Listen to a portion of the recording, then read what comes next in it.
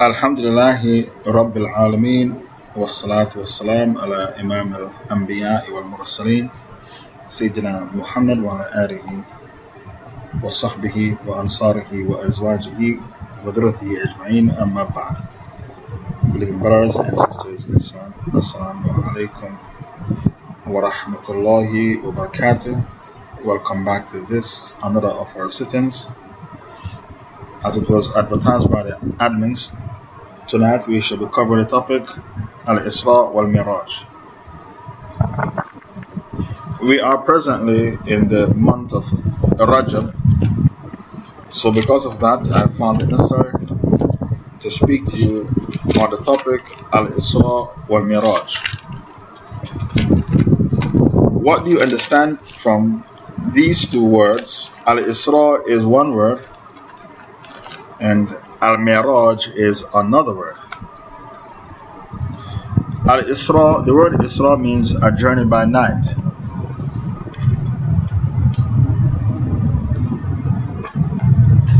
This means that the Holy Prophet embarked on two journeys. The Prophet embarked on two journeys this night. So Al-Isra is the journey from Mecca to Jerusalem. That is the first leg of the journey. Miraj is the second leg of the journey, and that is the journey from Jerusalem to the seven heavens. Hani, the cousin of the Prophet ﷺ, the daughter of Abu Talib, said the Rasul was in her house and he was between sleep and awake. Do you have a hadith about Hani? And the Rasul ﷺ was woken up by the angel Gabriel. The angel Gabriel split the bosom of the Prophet open and washed it with the water of Zamzam. He put in his bosom two things, Iman and Hikmah. The Holy Prophet was placed on a white animal. This animal is bigger than a donkey but smaller than a horse. This animal is called the Burak because it travels the speed of light. Okay, thank you for the hadith about Hani. The Prophet was placed on this animal, and this animal was told by the angel Gabriel, this is the most noble person to ride on top of you. The Burak transported the Prophet from Mecca to Jerusalem. Allah spoke about this journey.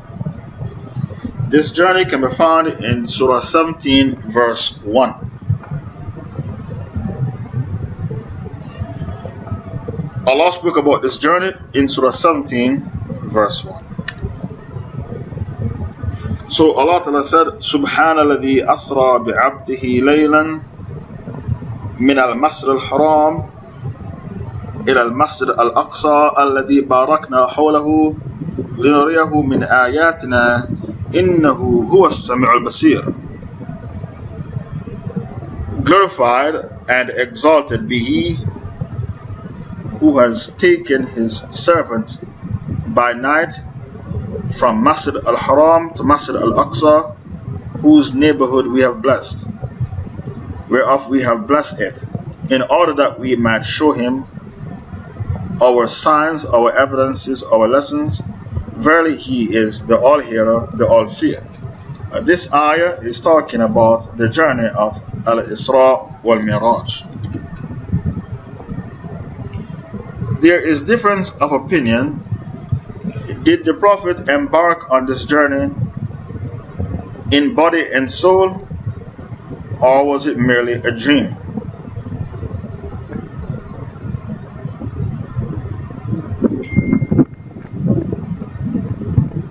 The correct opinion is that the Prophet went on this journey in body and soul in a state of wakefulness, and it wasn't a dream. Because when he told Quraysh about the journey, they laughed at him and they found it to be far-fetchedness. How can a person travel to Jerusalem and return in one night? And in those days, it took 1 month to travel to Jerusalem and 1 month to return. 1 month to and 1 month from. Here is a man who is telling us he was in Jerusalem last night and he is now back in Mecca. Why Quraysh laughed at the Prophet? Because they understood from the Prophet he was there in body and soul in a state of wakefulness. Had it been a dream, no one would laugh at the Prophet, because it's possible for you to be at a place in a dream.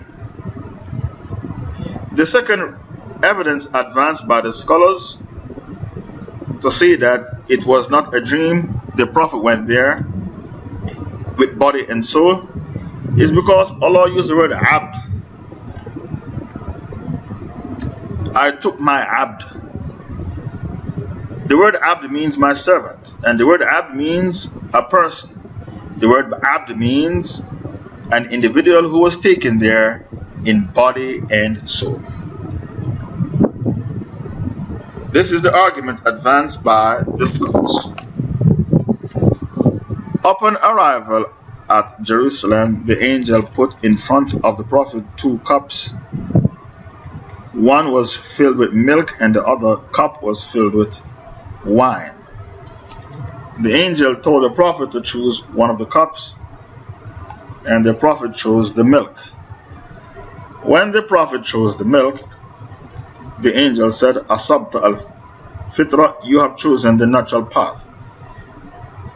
Was taken to the journey, 2 cups, one containing wine and the other cup containing milk, were presented to the Prophet at Jerusalem. He looked at it and took the cup of milk. The angel Gabriel said, Praise be to Allah, who guided you to Al-Fitra, the natural path. If you had taken the cup of wine, your nation would have gone astray. If you drink wine in this dunya, your salah will be suspended for 40 days and 40 nights. You have no salah. And if you drink wine in this dunya, you will not drink the wine in paradise. You'll be deprived of drinking the wine in paradise. And even though your salah is not accepted for 40 days for your drinking of wine, you still have to pray in order to remain inside the fold of Islam, and a real Muslim is not allowed to drink wine. While he was at Masjid al-Aqsa, he led the other prophets in prayer in salah. He went to the 7 heavens, then prayed with the prophets. He went to the 7 heavens. From one heaven, the first, second, third heaven, fourth, fifth, sixth, and 7th heaven. He traveled to all these heavens. Then he came back on earth to pray with the prophets in Masjid al-Aqsa. This is the argument advanced by Ibn Kathir when he spoke about Israa Wal Miraaj. Because every time he was taken to a heaven and he met a prophet, he would ask the angel Gabriel, which prophet is this? This means he did not meet the prophets before. Had he prayed with them in Masjid al-Aqsa, then ascended the heavens, there would be no need for him to keep asking the angel Gabriel, which prophet is this and which prophet is that. Therefore, the correct argument which is advanced by Ibn Kathir is the Prophet who toured the heavens, and after touring the heavens, he came back to Masjid al-Aqsa to pray with the prophets. In the first heaven, listen carefully, in the first heaven, the Prophet saw a man. Sometimes he would smile, sometimes the man would frown. He asked the angel Gabriel, who is that man? Why is it sometimes he would smile and sometimes he would frown? The angel Gabriel said, that man is your father Adam. The souls of his progeny is shown to him. And every time he would see the soul of a believer, he would smile. And every time he would see the soul of an unbeliever, he would frown. And he would say, Nafsun tayyiba kharajat min jasad tayyib. A good soul, a purified soul coming from a pure body. And whenever he would see the soul of an unbeliever, he would say, Nafsun khabitha kharajat min jasad khabith. An impure soul coming from a filthy body. The Holy Prophet said, so the gate was open and we went over the nearest heaven, and there we saw a man sitting with some people on his right and some on his left. When he looked towards his right, he laughed, and when he looked towards his left, he wept. Then he said, Welcome, O pious Prophet and pious son. Who said that? Adam. Adam said to the Prophet Muhammad ﷺ, Welcome, O pious Prophet and pious son. I asked the angel Gabriel, who is this? He replied, he is Adam, and the people on the right and left are the souls of his offspring. Those on the right are the people of paradise, and those on the left are the people of the hellfire. And when he looks towards his right, he laughs, and when he looks towards his left, he weeps. And thank you for finding the hadith. Then the Prophet ﷺ was taken to the second heaven. When he was in the second heaven, he saw two young men, and they greeted him, Marhaban bi-akh as-salih, welcome, O pious brother, wan nabi as-salih, and pious prophet. He asked the angel Gabriel, who are these two young men in the second heaven? The angel Gabriel said, these men are Isa and Yahya, Jesus and John. John the Baptist, according to the Christians, we know him as Yahya. Isa and Yahya, and they were cousins. Then he was taken to the third heaven. He saw in the third heaven a very handsome man. His handsomeness stands out like the moon to the stars in the sky. He asked the angel Gabriel, who is this handsome man in the third heaven? The angel said, that is Prophet Joseph, Prophet Yusuf alayhi salam. Then in the fourth heaven, have you got the hadith about Yusuf? Then in the fourth heaven, he was taken and he saw a man who was blessed with dignity, nobility, and prestige. He asked the angel Gabriel, who is this man? And he greeted the Prophet with the same greeting, Marhaban bi-akh as-salih wan nabi as-salih, welcome, O righteous Prophet and righteous brother and righteous Prophet.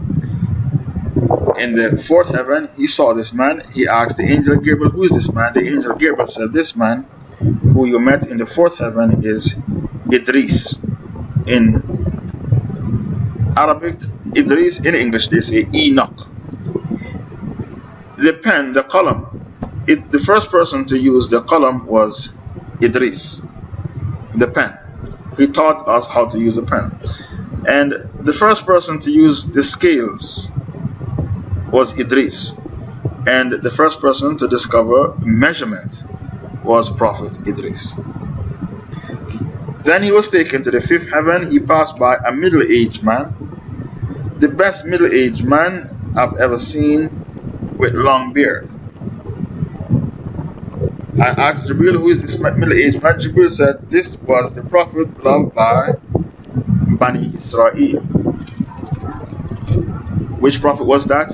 In the fifth heaven, it was Harun, Prophet Harun. Then the Prophet Muhammad ﷺ was taken to the sixth heaven. Have you found the hadith about Harun? Then the Prophet ﷺ was taken to the sixth heaven. He passed by a man who greeted him like the others, and then he cried.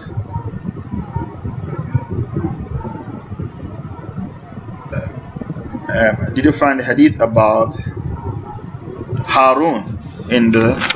Okay, there was Harun. He welcomed them, returned and greeted him. Then Idris ascended them, and in the fifth heaven there was Harun. Okay, in the sixth heaven he passed by a man who cried.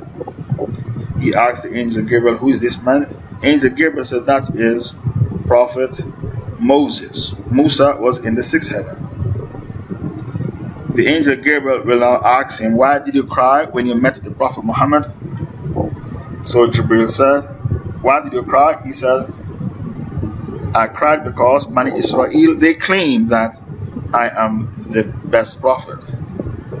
And here is a Ghulam, a young man who come after me, whose followers will be greater than my followers in paradise. Half the people of paradise will be from the Ummah of Muhammad. The Jews claim that Moses is the greatest prophet, and here we have a young man who come after me, and his followers will be more than my followers in the paradise. Half the people of paradise will be from the Ummah of Muhammad. Now, take a look at Abu Hanifa. The Hanafis are found in India, Pakistan, Bangladesh, Turkey, and Bosnia, and even Syria. If you count the Hanafis, you can find 500 million Hanafis. The Hanafis alone. So Abu Hanifa was not a prophet. Yet Abu Hanifa, he has more followers than Moses. One prophet from the previous Ummah doesn't have the followers of one scholar. A scholar from the Ummah of Muhammad, Abu Hanifa, has more followers than Moses. Even the Shafi. Look at the Shafi madhab. Look at the Maliki madhab. The whole of North Africa is Maliki, and the whole of West Africa is Maliki. Imam Malik alone has more followers than Moses. There are more Malikis in the world than Jews. There are more Shafis. Look at the Shafi madhab. The whole of Indonesia is Shafi. That is 200 million people already. The whole of East Africa is Shafi. The whole of Malaysia is Shafi. Imam Shafi alone has more followers than Moses. This is why when Moses met the Prophet, he started to cry. And when the angel Gabriel asked him, why are you crying? He said, the Bani Israel, they claim that I am the greatest prophet, and here is a Ghulam, a young man, whose followers are more than my followers in the paradise. Half the people of paradise will be from the Ummah of Muhammad sallallahu alaihi wasallam. Did you find that hadith? Also, please send out invites to everyone on your pass list,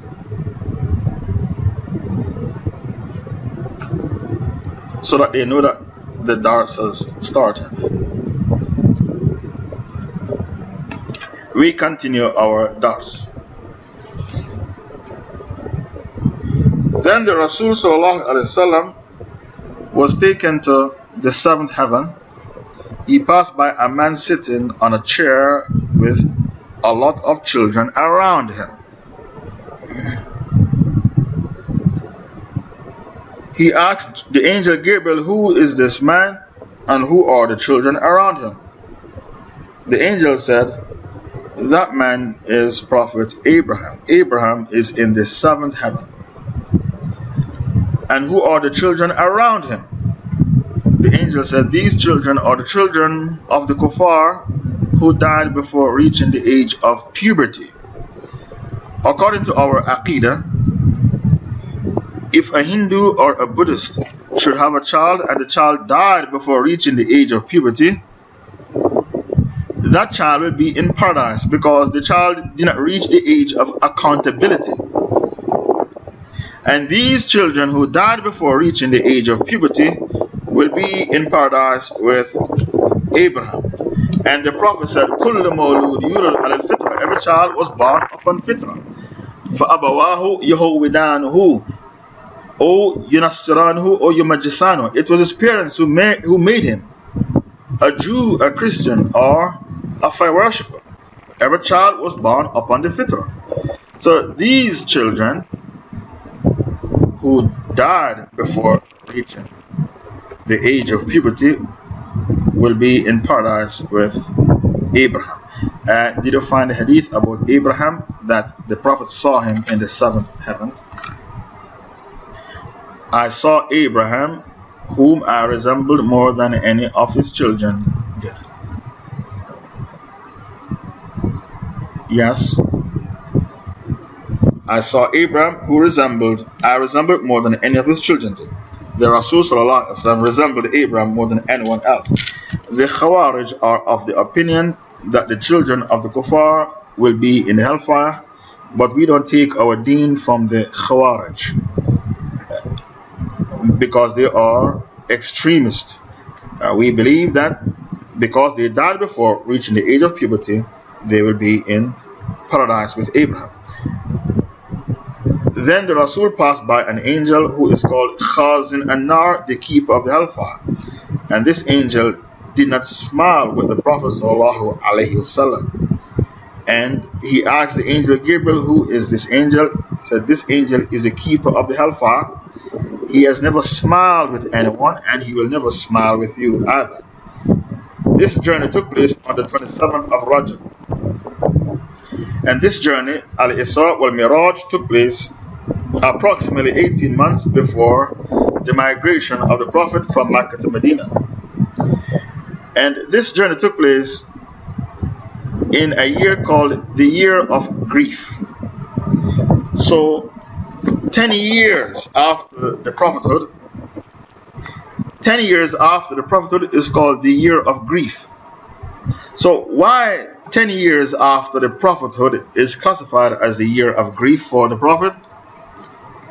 Because that year Khadija died, his beloved wife who was with him. She died. And that same year, Abu Talib, his uncle who was defending him against the persecution of Quraysh, the pagan Arabs, he died. And in that same year, he went to Ta'if to invite the people to Ta'if, and they stoned him until his shoes were filled with blood.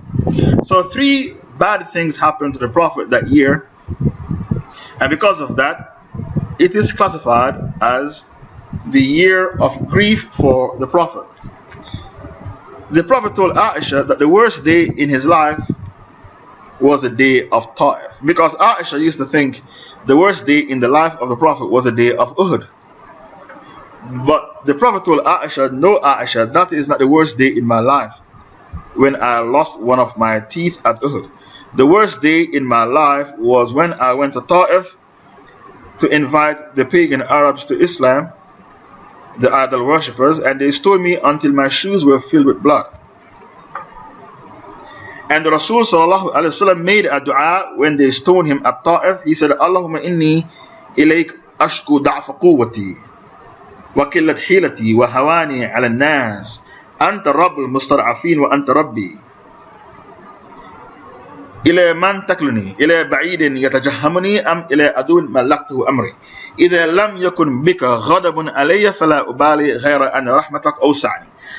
This is a dua, the dua that the Prophet made. Allahumma inni ilayk ashku dafa quwwati. Oh Allah, unto you I complain about my weakness. Wa qillat hilati, and my lacking in strategy. Wa hawani ala nas, and my lowness in front of these people. Anta rabbul mustar'afin, you are the Lord of the weak and the oppressed, the mustar'afin. Wa anta rabbi, and you are my Lord. Ila man takluni, who will you put to be in charge of me?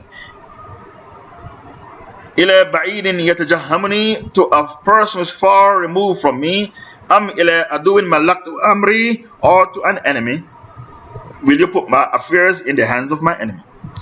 إِذَا لَمْ يَكُنْ بِكَ غَضَبٌ عَلَيَّ, if you are not upset with me, O Allah, I do not mind. فَلَا أُبَالِي غَيْرَ أَنَّ رَحْمَتَكْ أَوْسَعْنِي, except that I deserve your mercy.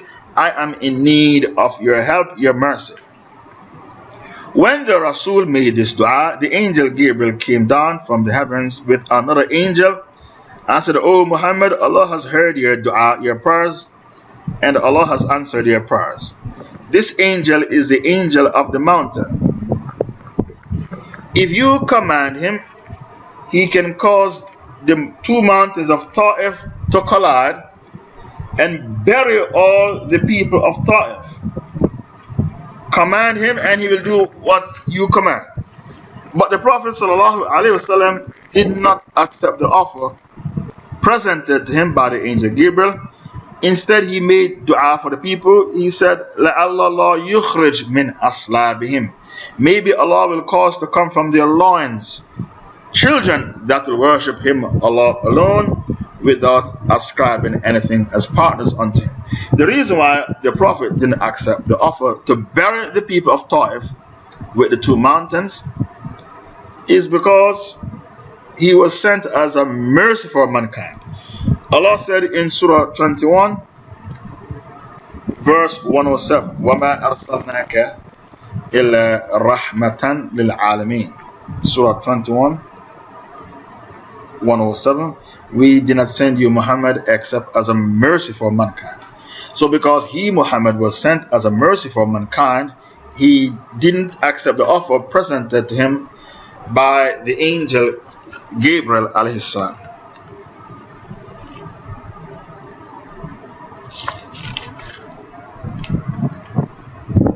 Why did Allah Ta'ala choose to take the Prophet up unto himself at that time in the year of grief?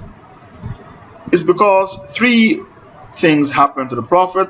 Khadija died, Abu Talib died, and they died a few days apart from each other. His beloved wife Khadija, who was his rock, and in life every man needs a Khadija to be successful. Your support, your rock. Then his uncle Abu Talib died, who was helping him against the pagans of Quraysh. And when Khadija died, they were living together for 15 years. And when he was married to Khadija, he did not marry any other woman with Khadija. He lived with her in monogamy.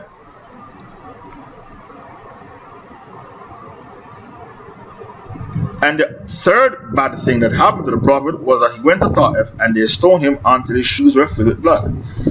So Allah needed to give the Prophet some moral support, some spiritual support, psychological support, some moral support.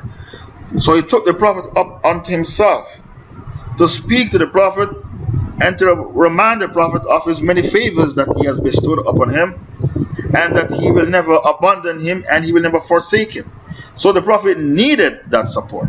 Every human being needs support, even prophets.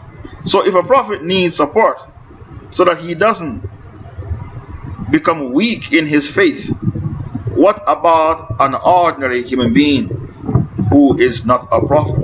So we need the support as well in order for us to remain fervent on our faith and in order for people not to apostate from Islam. Without the support, people will leave Islam.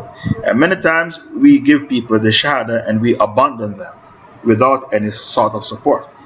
And then they leave Islam. You need some mechanism. When I was on my South African tour, they have support for new reverts who come to Islam. Sometimes they find them jobs. And they provide for them classes for new reverts.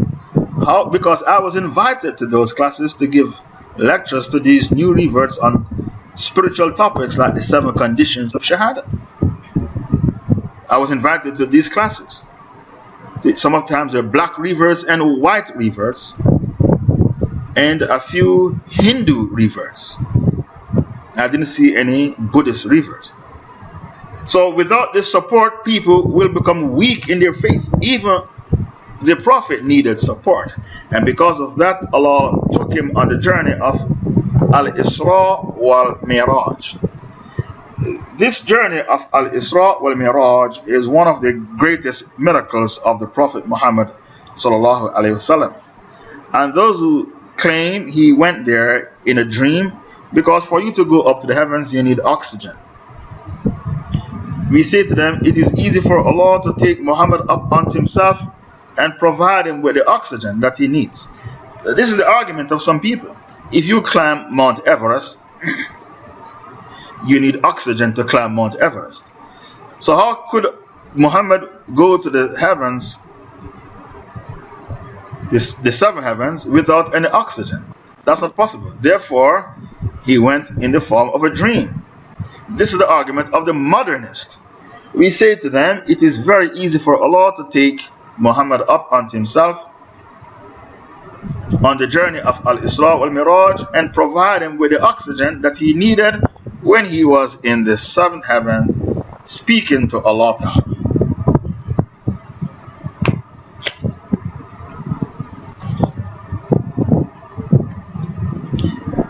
What are the things the Prophet saw when he went to Al-Israa Wal Miraaj? He, the Prophet, passed by some people who were planting, and they reaped 700 times more than they actually planted. Who were these people? They were Al-Muhajirun fi Sabilillah, those who made hijrah, migration for the sake of Allah.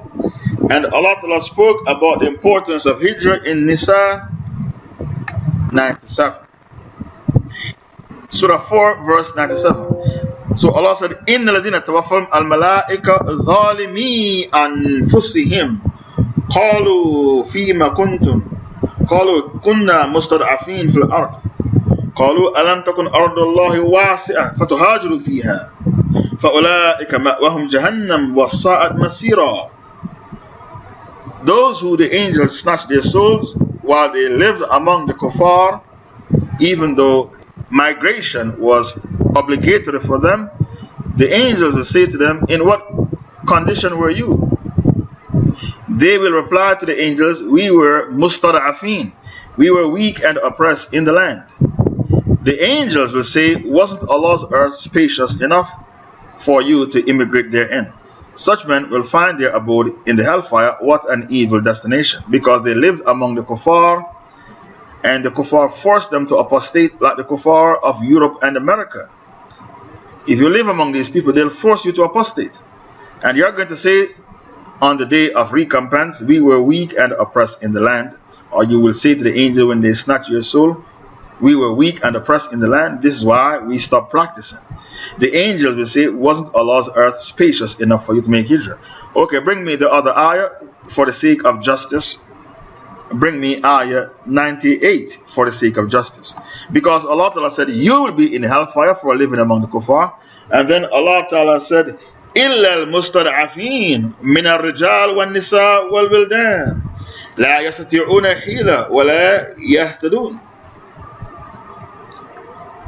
No, I want 98. Okay. Such men will find there. Then Allah said, except the weak. Look at ayah 98. Except the weak ones among men, women, and children, who cannot devise a plan, nor are they able to direct their way. So maybe the kuffar take away your passport. There are many Muslim brothers and sisters, the kuffar take away their passports. They can't leave. And they can't leave on a dodgy passport. They have no way of leaving. They don't have the money to pay smugglers to smuggle them out of the country on a boat. Musa Sarantonio tried to leave Australia. According to them, according to the Kuffar media, Musa Sarantonio of Australia tried to leave Dar al-Harb on a boat, and they arrest him and dump him in prison and throw away the key. So the Taghut, even though he hates you, he doesn't want you to leave his country. He wants you to live with him in his country. If you try to escape Canada, Australia, the UK, the USA, if you try to escape, they're going to dump you in prison and throw away the key. History repeats itself, because in the time of the Prophet, the Taghut didn't want the Prophet to migrate. They didn't want the Prophet to migrate. They put 7 young men outside his doorstep to cut him to pieces with their swords if he should try to migrate. And he put Ali in his bed to sleep, and he migrated and sprinkled dust on their heads and recited Surah Yasin verse 9, وَجَعَلْنَا مِن بَيْنِ أَيْدِيهِمْ صَدًّا وَمِنْ خَلْفِهِمْ صَدًّا فَأَغْشَيْنَاهُمْ فَهُمْ لَا يُبْصِرُونَ. So they don't want you to migrate, even though they hate you. They want you to live among them. Why? Because, listen to why the kuffar want you to live among them. Because you don't know why they want you to live among them. If you live among them, because you are a Muslim and you are living among them, they believe natural disasters will not destroy them. So you are protecting them from earthquakes and tornadoes and hurricanes, like Hurricane Katrina. New Orleans, there's hardly any Muslim there. It's the murder capital of America and the black magic capital of America. Because a lot of people migrated from Haiti to go and live in New Orleans, and they took their black magic practices. They are practitioners of black magic. They took that with them to New Orleans. So the kuffar, the first reason they don't want you to migrate, they think if all the Muslims leave and only kuffar are in Europe, natural disaster will wipe us out. The Muslims are protecting us from natural disasters. The second reason they don't want you to leave is, if you leave, you are out of their control. You can do what you want and say what you want. If you are living among them, they have you underneath their thumb. They oppress you and they monitor you. They even read all your WhatsApp messages and your Viber messages and your Twitter messages and your Facebook messages. Then they knock on your door and arrest you and say, we are going to charge you with terrorism because of your tweets and because of your Facebook post.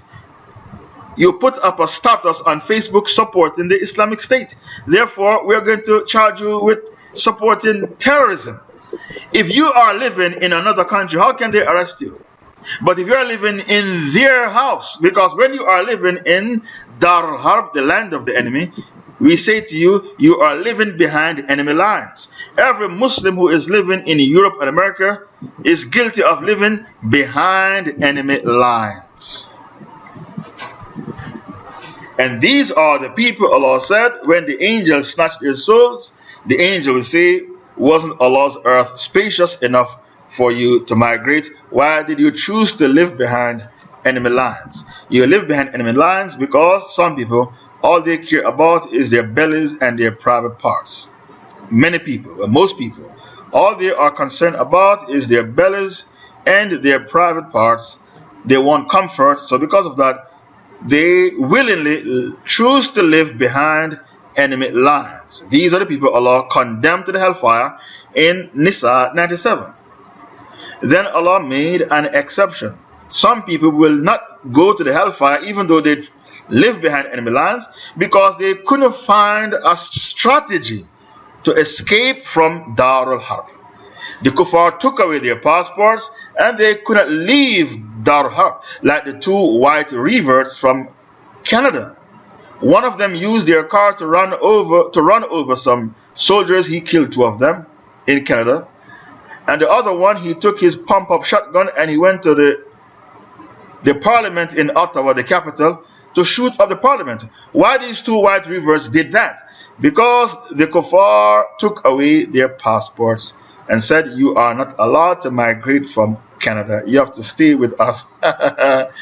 So this is oppression.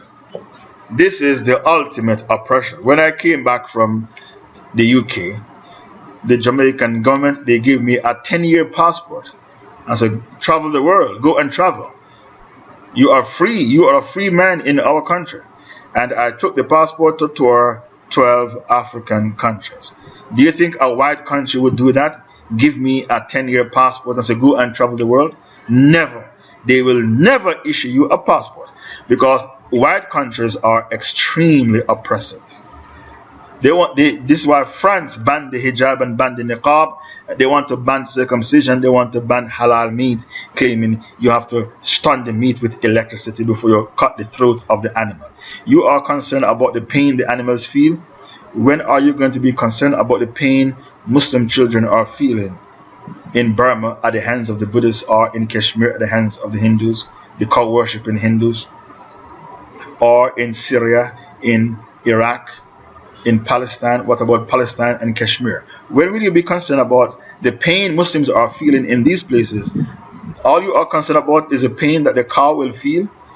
So we have to stun the meat first before we cut the throat. These kuffar, their mercy is misplaced because they have mercy for animals and not for the Muslims. Then the Rasul passed by men their heads were shattered with big rocks. He asked the angel Gabriel, who are these people whose heads are shattered with big rocks? He said they slept when they are supposed to wake up and pray their salah. In another hadith, they memorize the Quran and then they forget the Quran.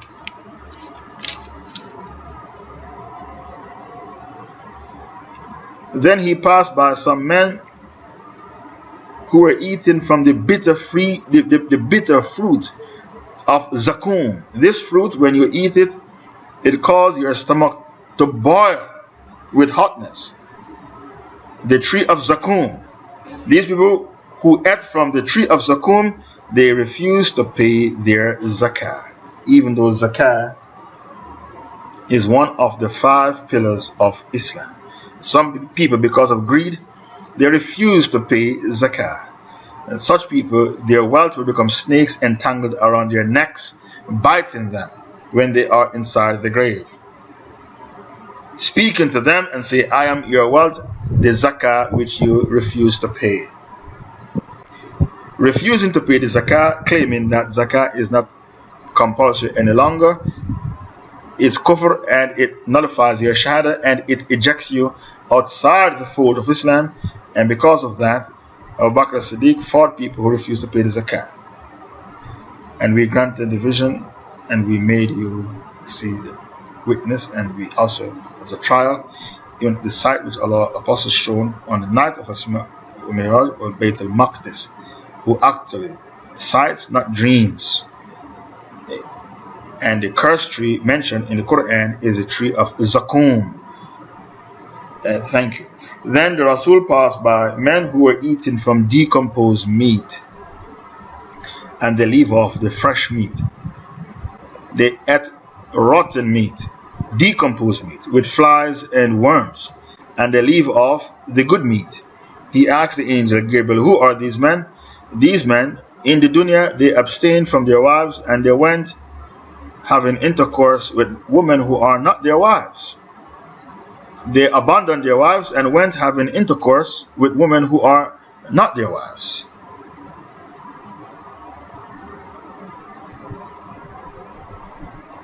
Then he passed by others. A big log came and hit him, and he was shattered with the big log. He asked the angel Gabriel, who are these people? The angel Gabriel said, these men, when they were in the dunya, they practiced highway robbing. So on the journey of Israa Wal Miraaj, the Rasul saw these people, and they were shattered by a big log. A big log hit them. And for you to stick someone up with a knife, you are no longer a petty thief and you will be killed. You are no longer a petty thief and you shall be killed as a highway robber. But if you are a petty thief, we will not kill you, we cut off your hand for stealing someone's wallet. And that is if the wallet has more than $100. If the wallet has $10 and you steal the wallet, your hand won't be cut. It would have to be $100 in the wallet for your hand to be cut. Then he saw a man who was carrying a heavy load. The man could not carry the load, but he was taking on more load.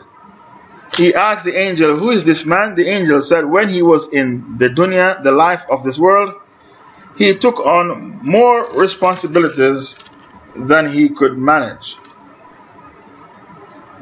And even though he could not cope with the responsibilities, he kept taking on more and more responsibilities.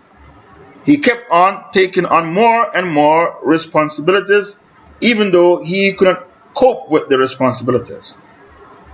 Then he passed by men whose lips were cut with scissors made from fire, because they delivered sermons in the masjids to cause fitna. So their punishment is that their lips will be cut with scissors made from fire, or they preach one thing and practice something else. He will preach about alcohol, but secretly he drinks alcohol at home when no one is looking. His punishment is that he will have his lips cut with scissors made from fire. We don't respect you because you're a scholar. We respect you because of your stance. What is your stance? What are you using your Islamic knowledge for? What is your stance? We will respect your stance, not your knowledge, because the shaitan has knowledge as well.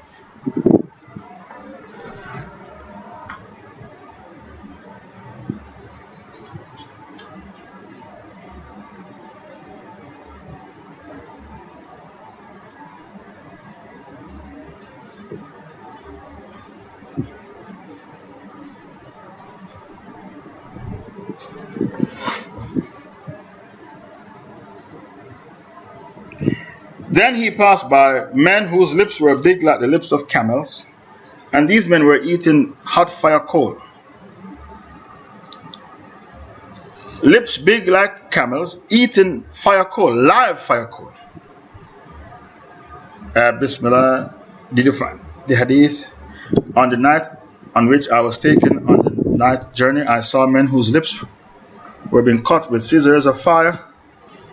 I said, who are these, O Jibril? He said, these are the khatibs from your ummah, those who give khutbahs, who used to enjoin righteousness on people and forget to practice it themselves, and they used to recite the book, but they didn't understand the book. According to Bayhaqi, on the night of which I was taken on the journey, I came to some people whose lips were being cut off with scissors of fire. Every time they were cut off, they were restored. I said, O Gabriel, who are these? He said, Khatibs. Khatib means the man who gives the khutbah of your ummah, who said what they did not do, and they recited the book, but they did not act according to the book. This hadith was classified sahih. Now, could you find the hadith where men had lips big like the lips of camels, and they were eating hot fire coal, live fire coal? And when I asked the angel Gabriel, who are these men? These men, they rob the orphans. And Allah Ta'ala said in the Quran, Surah Nisa, verse 10, if you eat the wealth of the orphans, you are only swallowing in your bellies the fire of Jahannam, the hellfire. Some people, they like to look after the wealth of the orphans. Why? Because they know that the orphan is vulnerable, no mother, no father, so the orphan is an easy target to be robbed. Some people are like that. There was a very famous actor in America. He was a man, but he had the body of a boy. And he became rich. And the adults who were looking after him, they robbed all his money in America. A very famous actor. He was black. He was a man, but he had the body of a boy. And he became very famous and very rich. Some adults were put to look after him, and they robbed every red cent of this boy. They made him a pauper, even though he was rich. So people, they like to be put in charge of the wealth of the orphans because they like to rob the orphans. But Allah Ta'ala said in the Quran, those who devour the wealth of the orphan, they are only swallowing in their bellies the fire of Jahannam, and they will be burned in the blazing fire. When Musa met Al-Khidr, and Al-Khidr saw a wall came tumbling down, and he put the wall back straight. Why Al-Khidr put the wall back straight? Because underneath the wall was buried treasures belonging to two orphan boys. If he allowed the wall to come down and the wealth is exposed, the people would rob the orphans, because these people were not righteous people, they were pagans with no taqwa.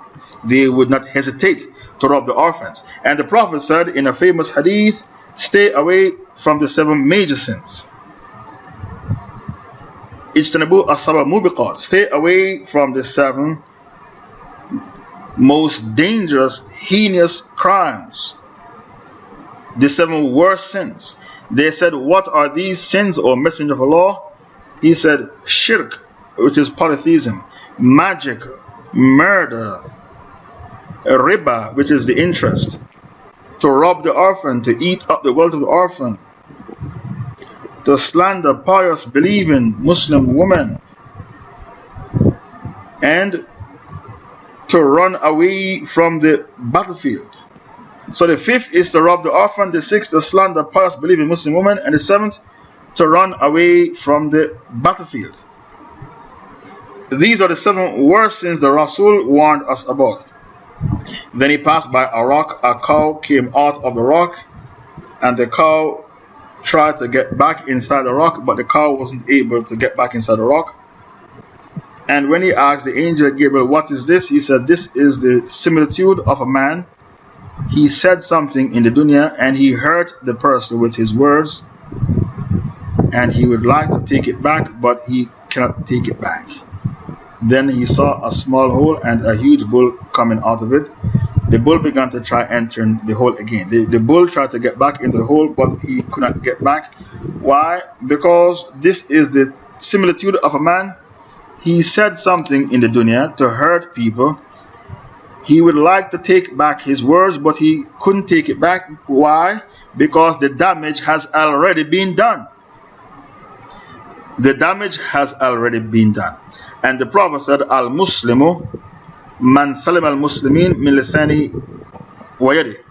The real Muslim is the one in which the other Muslims are safe from his tongue and his hands. Sometimes you live in the same house with a woman and you call your wife a prostitute. Some people do that, and she's not. And you call your wife all types of names, and vice versa. You call your husband very bad things out of anger. You would like to take it back, but you can't take it back. Why? Because the damage has already been done. Verbal abuse is worse than physical abuse. And many couples in their relationships, they suffer verbal abuse and physical abuse. I put it to you, verbal abuse is worse than physical abuse. Now, there is a hadith that says, when the Prophet was taken to Israa Wal Miraaj, he found women hung by their hair because they didn't wear their hijab, the khimar and the dunya. This hadith is fabricated, made up by people to scare Muslim women. When the Prophet went to Israa Wal Miraaj, he did not see women hung by their hair because they refused to wear their hijab. That is a fabricated hadith made up by people to scare Muslim women. Maybe you can find that fabricated hadith. Yes, this is the hadith that the Prophet was with Ali and Fatima and he was crying uncontrollable, and they asked the Prophet why he cried, and it's a long hadith. This hadith which the admin posted, it's all lies, it's fabricated. Women hung by their hair, women hung by their tongue, all of that is rubbish. This hadith was made up by stupid people to scare Muslim women. Also, they said in the hadith, the Prophet passed by women who were hung by their breast. Why? Because they had children for their lovers and gave the children to their husband. This is also a fabricated hadith. The Prophet did not see women hung by their breast because they had children by their lovers and gave the kids to their husbands. It's a long hadith. Look at the hadith. But it's a fabricated hadith. And no one quotes this hadith except the ignoramus. This hadith was made up by the goofy Sufis to scare Muslim women. Anyway, in a Sahih hadith, the Rasul passed by. In a Sahih hadith, the Rasul passed by a big oven, and the naked people were baked in the oven. He asked the angel Gabriel, "Who are these people baked in the oven?" So these people, they practice group sex, they practice zina. They committed fornication or adultery in groups in front of each other. Their punishment on the day of recompense is that they will be piled up in a big oven, a tanur, and they will be baked inside that oven. Then the Prophet passed by men whose stomachs were big like houses. The Prophet passed by men whose stomachs were big like houses. And they were lying down on their backs, and they tried to get up, but they couldn't get up. He asked the angel Gabriel, "Who are these men?" He said, "These men, they ate riba. When they lend money to their brothers and sisters, they charge them riba." And Allah Ta'ala said, "الَّذِينَ يَأْكُلُونَ الرِّبَا لَا يَقُومُونَ إِلَّا كَمَا يَقُومُ الَّذِي يَتَخَبَّطُهُ الشَّيْطَانُ مِنَ الْمَسِّ." Baqarah 275.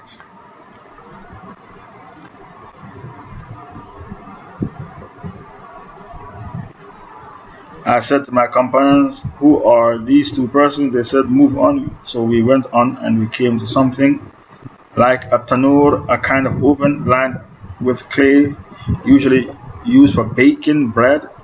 I think the Prophet ﷺ said in that oven there were noise and voices. The Prophet added, "We looked into it and saw naked men and women. A flame of fire was reaching them from underneath, and when it reached them, they cried out." Abu Hurairah related that the Prophet ﷺ, "One night I saw a group of people whose bellies were like houses. They were full of snakes, which could be seen from outside their bellies. I asked the angel, 'Who are these?' He told me that they are the people who practice riba. Yes, they take interest. And when you take interest, you are like a man who's having sex with his mother inside the Kaaba, or in another hadith, on the wall of the Kaaba. The man who eats interest is like a man who's having sex with his mother on the walls of the Kaaba. And the reason why interest is so evil, it makes the rich richer and the poor poorer. So the IMF is a ripoff. The World Bank and the IMF was set up to rip off poor nations. And when you take riba, I was in an African country called Tanzania, and their currency is called the shilling. 1,000 shilling is $1. I was shocked. I went to the bank to change some US dollars, and they gave me a whole lot of money, because $1 is 1,000 of their dollar, but they call it the shilling. So I said, why the currency rate is so vast? They said because of the IMF. Tanzania went and took money from the IMF. So you see how evil these kuffar are. They use the IMF and the World Bank to rip off people. Hadith continued, the Prophet said, these are the adulterers and the adulterers. And these people, they practice group sex. What they do is that a group of men and women, they gather in a house, and you put your car keys in a basket. You close your eyes and pick up a car key, or they blindfold you and tell you to pick up a car key. You, the woman, you pick up the car key, and whatever car key you pick up, you sleep with that man for the night. And normally, you pick up the car key of a man who is not your husband. These people, they want to remain married, but they still want to sleep around. If you are married, you are not allowed to sleep around. You sleep with your partner alone. They say that is boring.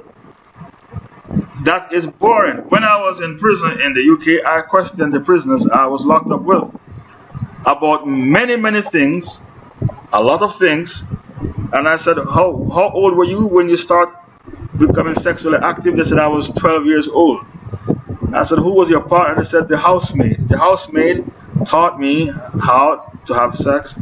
And I said, did it affect you emotionally? He said, no, no, no. I brag about it to my friends. It didn't affect me emotionally. I was proud. I feel like a man. I said, are you married now? He said, yes. Did you cheat on your wife? He said, yes. I cheat on my wife with at least 10 different women. And these prisoners, they confessed all their sins to me. Some said I cheated on my wife with 20 different women. I said, why did you cheat? He said, I'm sorry, Sheikh Faisal. I can't eat chicken every day. I need a variety. How can I sleep with the same person every day? At least these prisoners were honest. Some of them were murderers. And they have a lot of hate and murder on their mind. There was a doctor in the UK called Dr. Shipman. He killed 500 of his patients with morphine. Lethal dosage of morphine.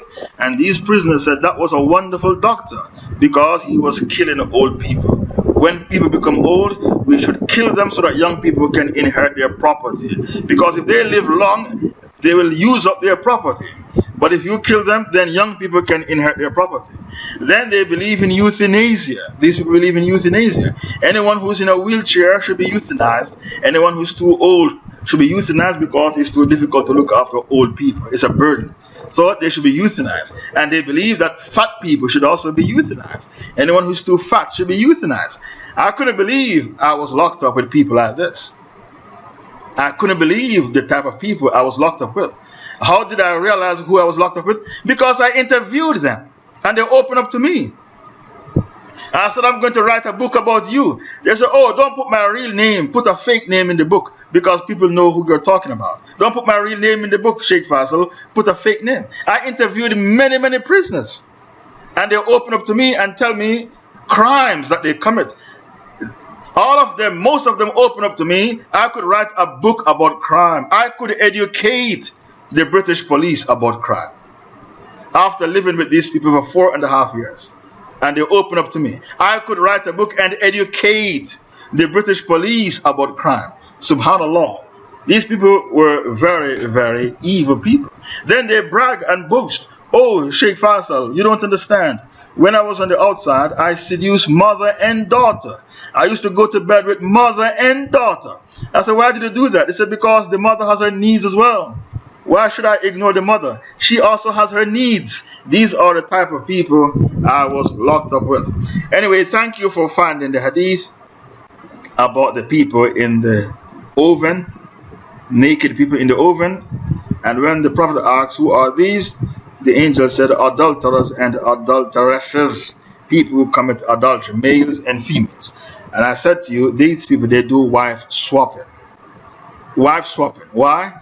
They want to be married, but they also want to sleep around. So they want to have their cake and eat it. You can't have your cake and eat it. So they want to live as if to say they are single, yet they are married. That will be their punishment on the day of recompense. They will be in a big oven baking. We continue our dars. The Prophet said when he was taken to Israa Wal Miraaj, the majority of people in the hellfire were women and the rich. When he came back, he told Aisha, and she said, why? Why women? Aisha was told by the Prophet, the rich, they allow their wealth to take them away from the remembrance of Allah. They practice al-hakum al-takathur. Al-hakum al-takathur means to compete with each other, to pile up the dunya. Allah spoke about this in Surah 102. Competing with each other to chase after the dunya. So because of that, they allowed their wealth to take them away from the deen. And as for the women, they were ungrateful to their husbands. So some women, if you give them 99 things, but you didn't give them the one to make the 100, she'll tell you, I've been living with you for 10 years and I've never seen any good from you. You have never done any good for me. So ungratefulness is not a minor sin. Ungratefulness is a major sin because it will cause you to be in the hellfire. Now, it's not just women who are ungrateful, men are ungrateful as well. So don't read the hadith and think men are free from this crime, this sin of being ungrateful. Because there are many men who use women for money and sex and dump these women when they get what they want. So don't think it's only women who are ungrateful. Men are also ungrateful. And Allah said, man is ungrateful to his Lord. Innal insana li rabbihi lakanud, Surah 100. Verily, man is ungrateful to his Lord, and he himself is a witness to his own ungratefulness. And in the love of wealth, he is vicious, atrocious, and unscrupulous. He wants to get rich. He'll do anything to get rich, even if he has to pimp his own daughter. He wants to get rich because wealth is his honor. So Allah said, verily, man is ungrateful to his Lord, and he himself is a witness to his own ungratefulness.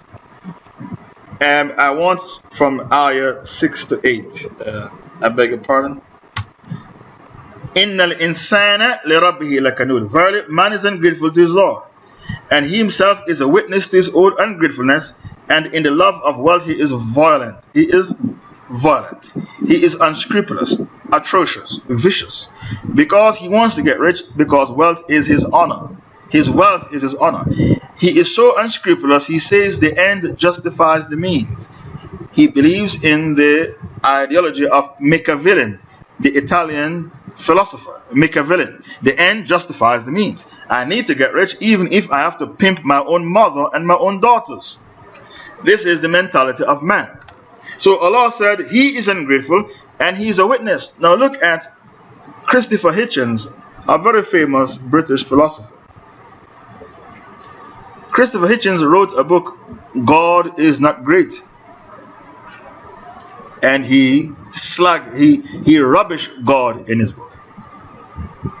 God is not great. That is the title of his book. What happened to him? Allah strike him down. He died of cancer. Allah strike him down with cancer.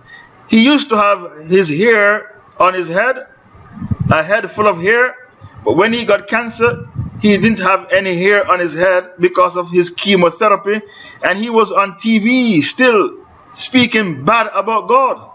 Even though Allah strike him down, in Jamaica they say Allah lick him down. Allah lick him down, meaning Allah strike him down. Even though Allah lick him down, Allah strike him down, he had no hair on his head. Still he was on TV speaking bad about God, and God strike him down with cancer. Christopher Hitchens. Then you have another idiot in the UK called Richard Dawkins.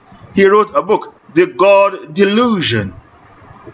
The God Delusion. So when Allah said man is ungrateful to his Lord, and he himself is a witness to his own ungratefulness, by his deeds, he does things to prove that he's ungrateful. They make movies from Hollywood to ridicule the idea that there's a God. They make movies and they wrote books. They make comedies and cartoons about God, to ridicule God.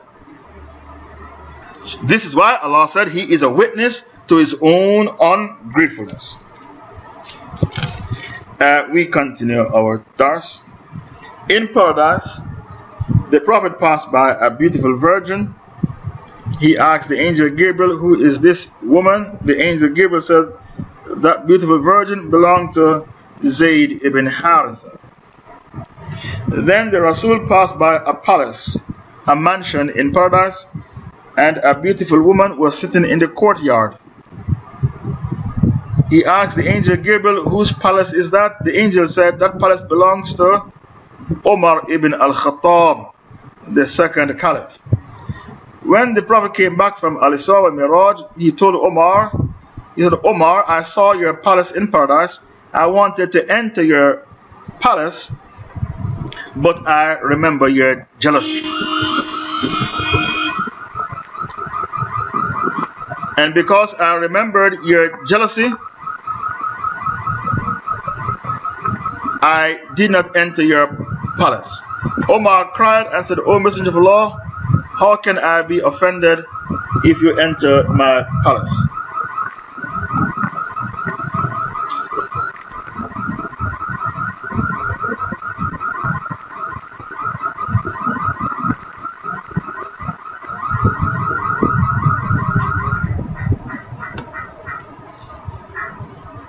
Then the Rasul said, I heard footsteps in paradise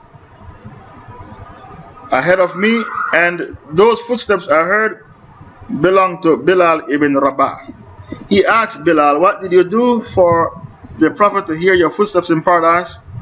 Bilal said, whenever I made wudu, I would pray 2 rak'ah after making wudu. This is why the Prophet heard my footsteps in paradise.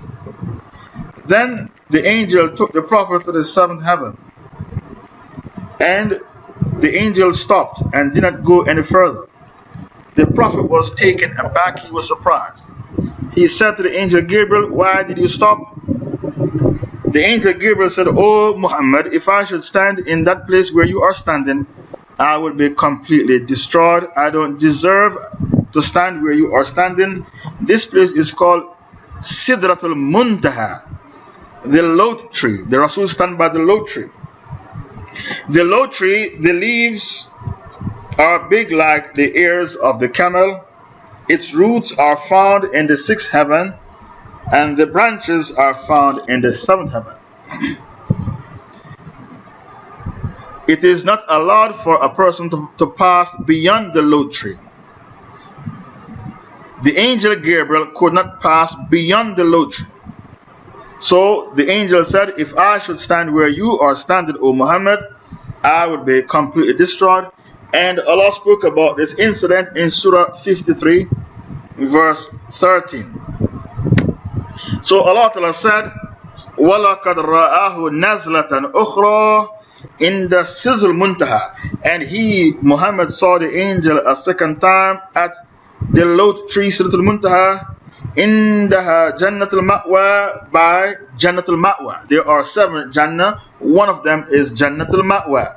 But the highest Jannah is called Firdaus. At the roof of Firdaus lies the throne of Allah.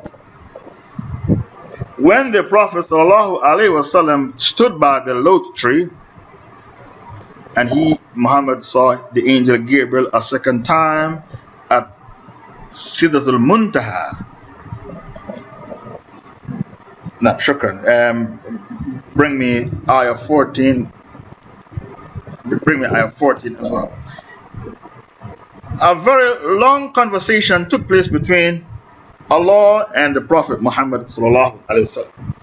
So, some prophets, Allah said, I spoke to them directly. Allah said, Tilka rusulu faddalna ba'dahum ala ba'd. As for these messengers, Baqarah 253, we prefer some over others. So don't entertain the idea that all the prophets and messengers are on the same level. Because Allah said in Baqarah 253, Tilka rusulu faddalna ba'dahum ala ba'd, minhum man kallama Allah, wa rafa ba'dahum darajat. Those messengers we prefer some above others. To some of them, Allah spoke directly. Others He raised to degrees of honor. You can stop at the word honor. Others He raised in degrees of honor. So a long conversation took place between Allah and the Prophet Muhammad ﷺ when he went beyond the lote tree, and this was when he was in the 7th heavens.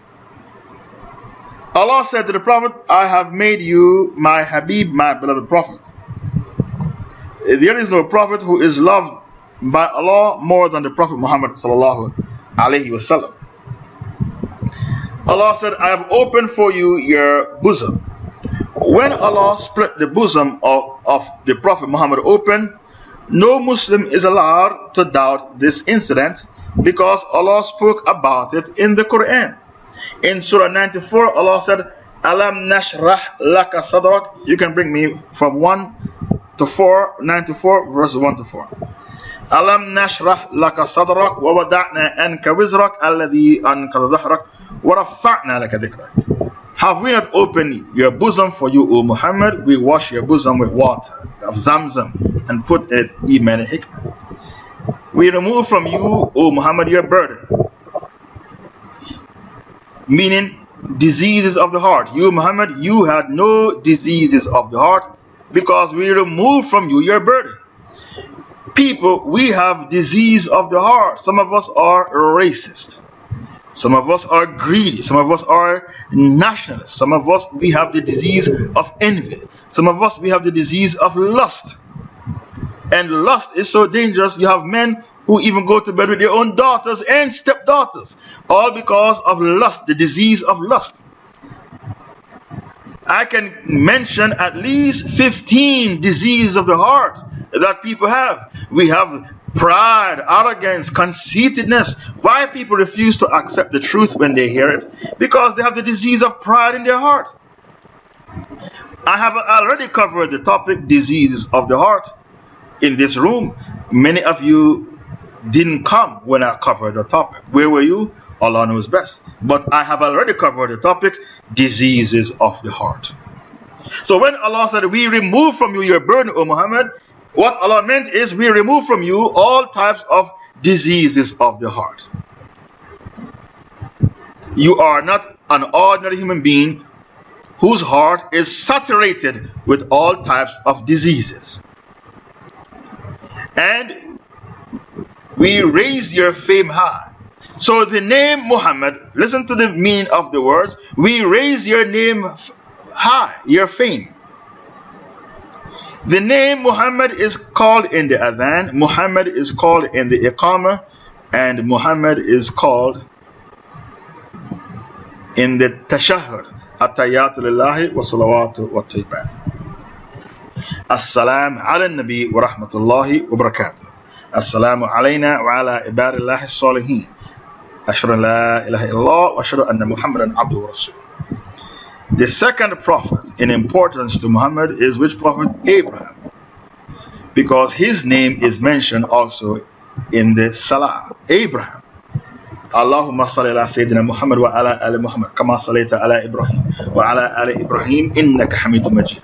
Allahumma barik ala Muhammad wa ala ali Muhammad kama barakta ala Ibrahim wa ala ali Ibrahim innaka Hamidum Majid. That is Abraham, his name is mentioned beside Muhammad in the Salah. So the second most important prophet after Muhammad was Abraham, and no scholar differ on this classification. The third is Moses. Moses is spoken about in the Quran so often, almost the Quran became the book of Moses.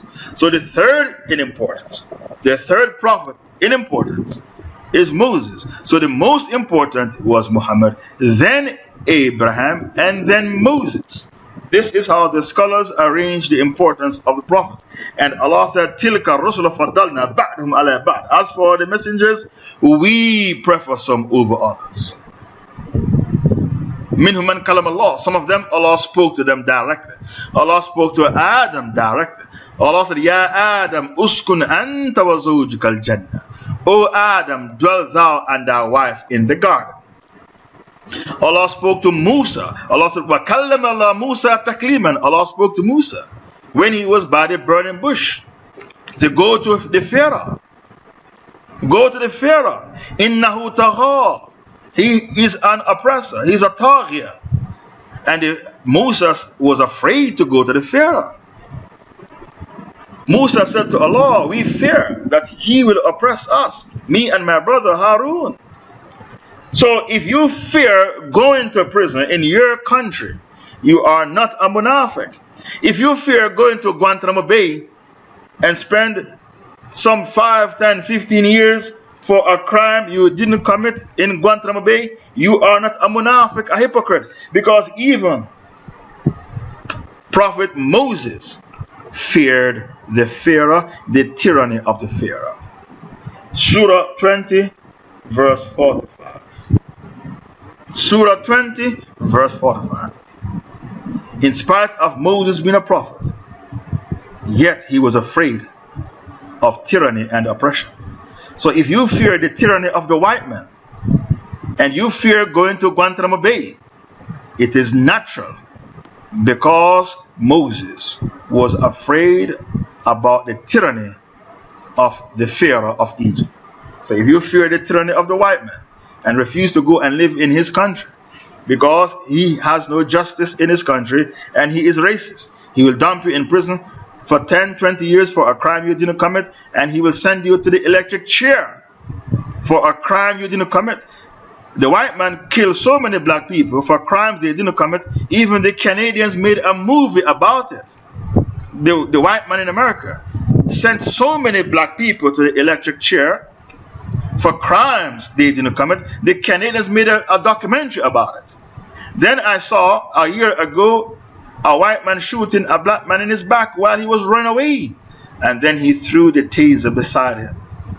The white man, he threw the taser beside the black man to tell people, look, he was trying to take away my taser by force, and I shot him in the back out of self-defense. And the CNN exposing. Look, the CNN said, look, when he shot the man in his back, an innocent man, the man was harmless because he was running away.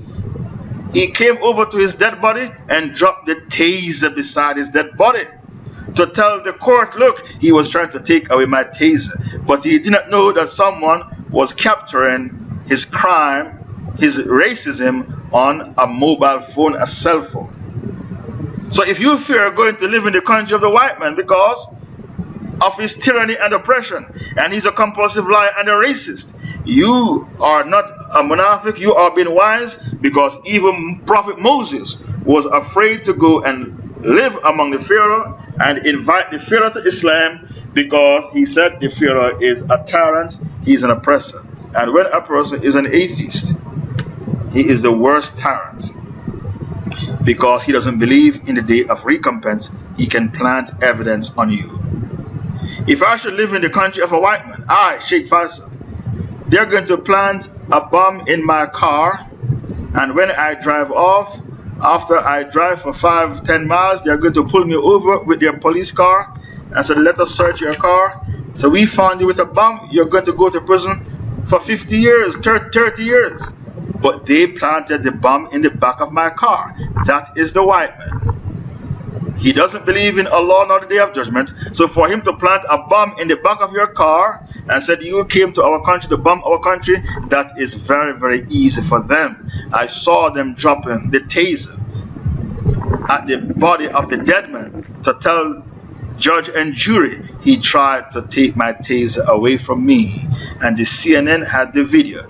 He didn't realize someone, a pedestrian, a bystander, captured the whole incident on his cell phone, his mobile phone. You can't get away with your crime so easily, because this is a day of technology. Everybody has a cell phone with a camera, so you can't get away with your lies so easily anymore, as if to say you were living in the 1960s. You could get away in the 1960s, not in our modern time. So stop being a dinosaur. We all capture your crime on the cell phone.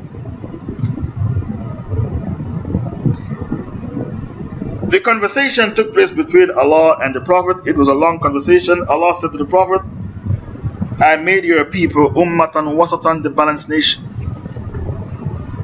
I made your ummah. Ummah means the Muslim nation. I made your ummah the balanced nation. So the Muslims are in the middle between the Jews and the Christians. The Jews reject Jesus and call him a bastard child and a false prophet. They don't believe in Jesus, and the Christians worship Jesus. They believe that Jesus is God, so God came from the womb of a woman. These are two extremes. You, the Muslim, you are the balanced nation, like Allah said in Baqarah 143. وَكَذَلِكَ جَعَلْنَاكُمْ أُمَّةً وَسَطًا. We have made you Muslims a balanced nation for you to be a witness over mankind, while he, the messenger, will be a witness over you.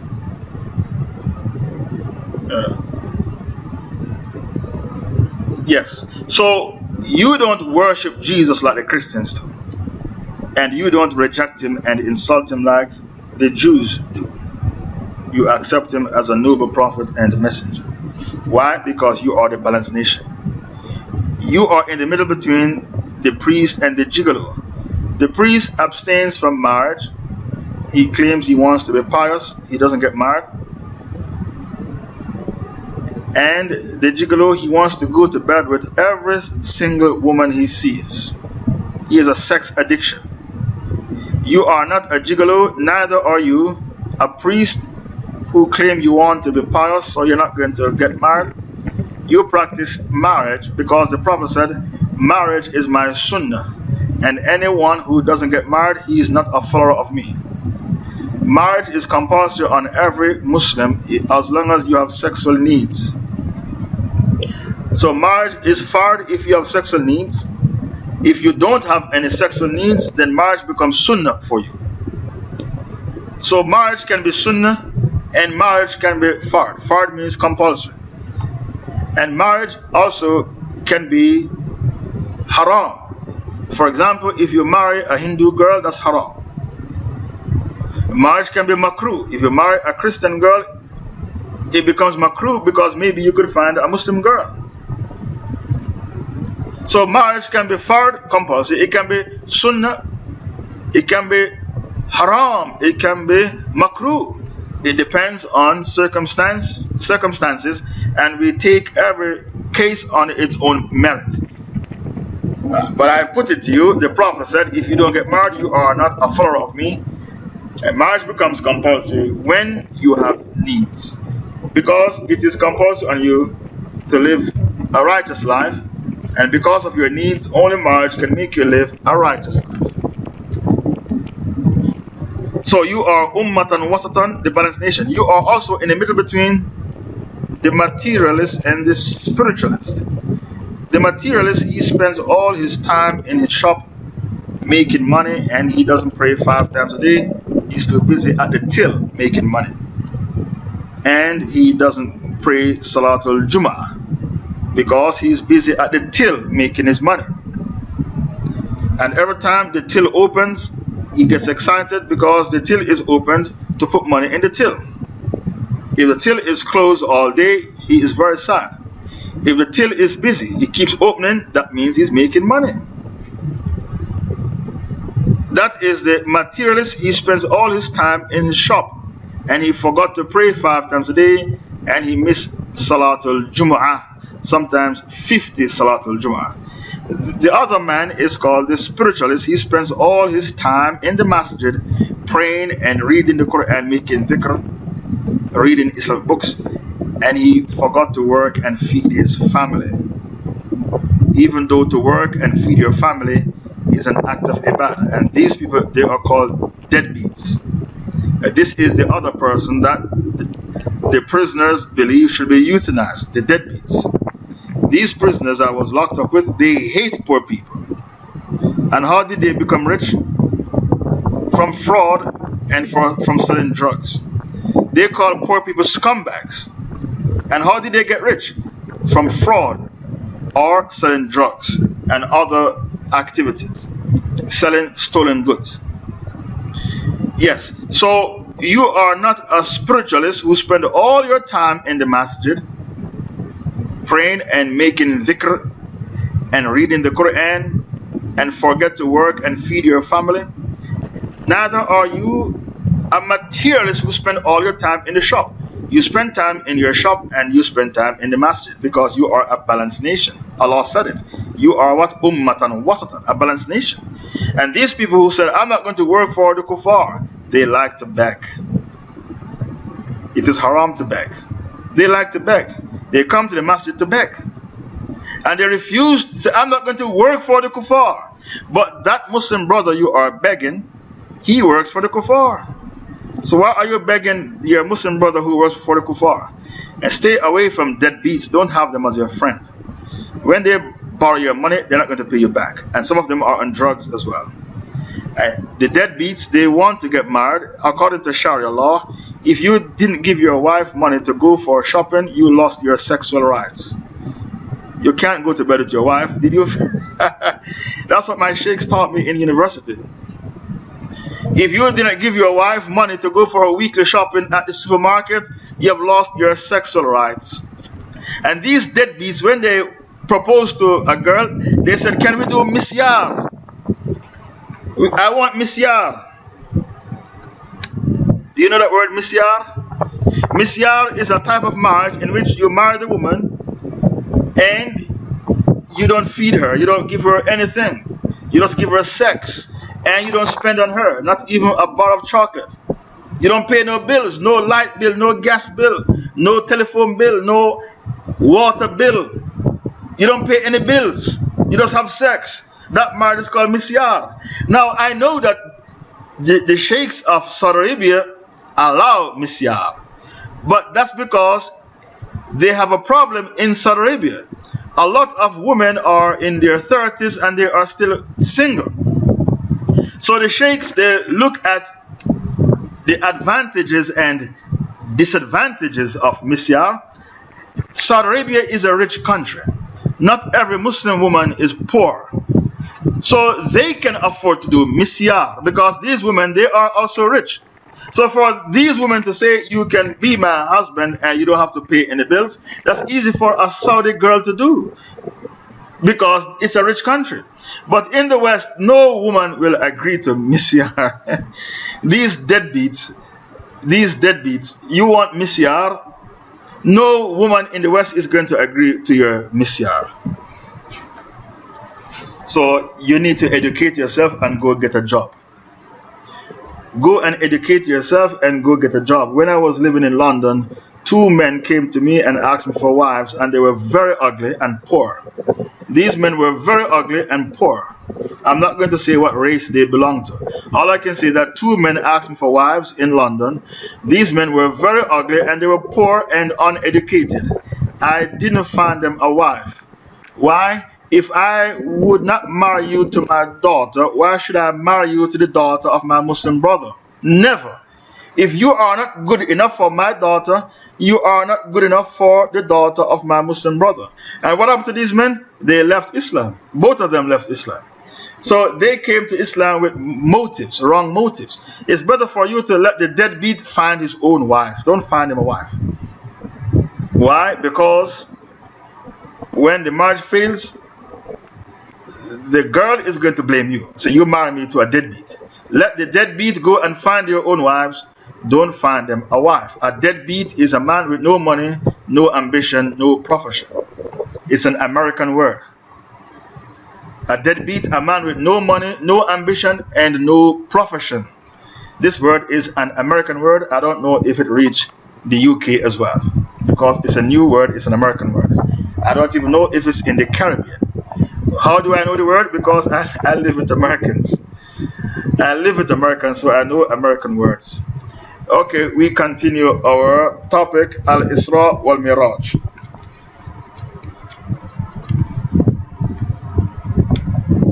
A long conversation took place between Allah and the Prophet. Allah said to the Prophet, I gave you the last verse of Surah Baqarah. This verse was revealed to the Prophet when he was in the 7th heavens. Every messenger before Muhammad, their books were revealed on earth, all of it. The Prophet Muhammad was the only messenger in which some of his book was revealed in the 7th heavens, and that makes him a unique prophet. Allah Ta'ala said, when you have an evil thought, whether you put the evil thought into practice or not, you shall be held accountable for your evil thought. The Sahabas complained and said, we can't practice that part of Islam, it's too difficult. If we have an evil thought in our hearts, even if we didn't act upon the evil thought, Allah will hold us accountable. So they complained to the Prophet and said, that is too difficult for us to practice. So when the Prophet went to Al-Israa Wal Miraaj, Allah revealed an ayah to cancel that ruling. So Allah said, لا يكلف الله نفسا إلا وسعها لها ما كسبت وعليها ما اكتسبت. Allah will not put on you a burden more than you can bear. You shall get the reward of the good deeds. You will earn the reward of the good deeds, and you will be punished for your evil deeds. So the new ruling is, you won't be punished for an evil thought unless you put the evil thought into practice. So if you were thinking about seducing your neighbor's wife, and which some people like to do, and that's very evil. If you were thinking about seducing your neighbor's wife, because you did not go ahead and seduce her, Allah won't punish you for that thought. Because Allah repealed the law. Allah took back that law. That law is being abrogated, it's being cancelled. So Allah said, "Laha ma kasabat wa alayha ma iktasabat." You shall reap the reward of your good deeds, and you shall be punished for your evil deeds. So in order for you to be punished for something, not only do you have to think about it, you have to act upon it. This ayah was so precious with Allah, He stored it up under His arsh and revealed it to the Rasul, the Prophet, when he went to the journey, Al-Israa Wal Miraaj.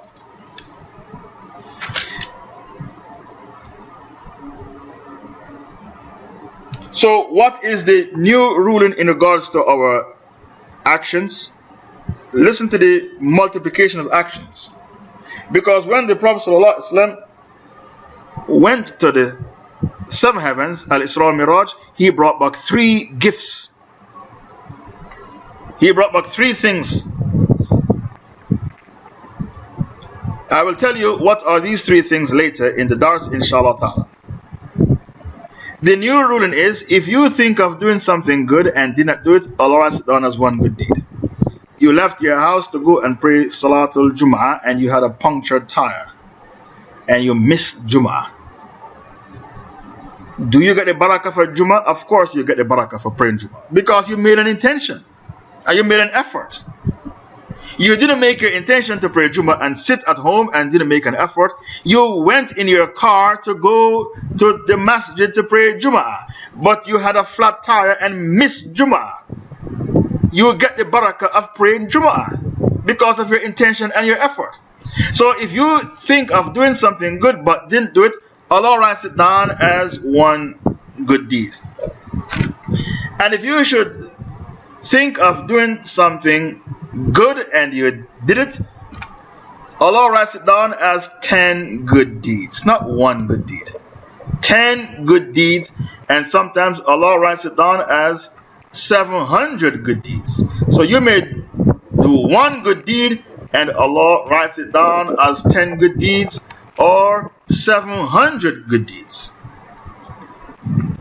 If you should think of doing something bad but you did not do it, Allah writes it down as one good deed, because you didn't act upon your evil thought.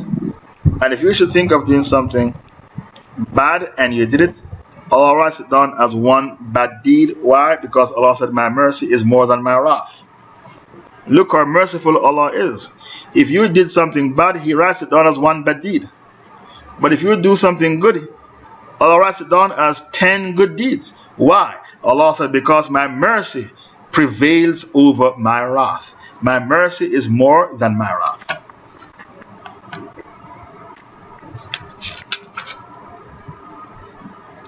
The conversation continued between Allah and the Prophet. When the Prophet came back, Aisha said to the Prophet, did you see your Lord? When you spoke to your Lord, did you see your Lord? The Prophet said, Nur anni ara, I could only see light. The hijab of Allah is light. Allah has a hijab, and the hijab of Allah is light. So the Prophet said to Aisha, I could only see light. Nur anni ara. Then Allah said to the Prophet, I gave you Al-Kawthar, a river in paradise. Inna a'tayna kal-Kawthar. And Allah said to the Prophet, I gave you the 8 portions. I gave you Islam, the Hajj, the Jihad, Salah, Sadaqah, Ramadan. Number 7, to enjoin the right. Number 8, to forbid the wrong. So I gave you those 8 portions. Then Allah said, oh my beloved Prophet, I gave you 6 things. No Prophet was given these 6 things. I gave you Jawami ul-Kalim, amazing ability to speak. Therefore, you are able to express big ideas with small words. I gave you terror. 1 month before the Prophet marched against his enemies, they would be petrified and terrified with terror. Number 3, I gave you tayammum. Number 4, I gave you the ghanima, the booty. So the ummah of Muhammad should be rich because the booty is halal for us. Go and take the booty. The kuffar, they have the booty, go and take it. If you do jihad, you should be rich because the Prophet said, fast to be healthy and do jihad to get wealthy.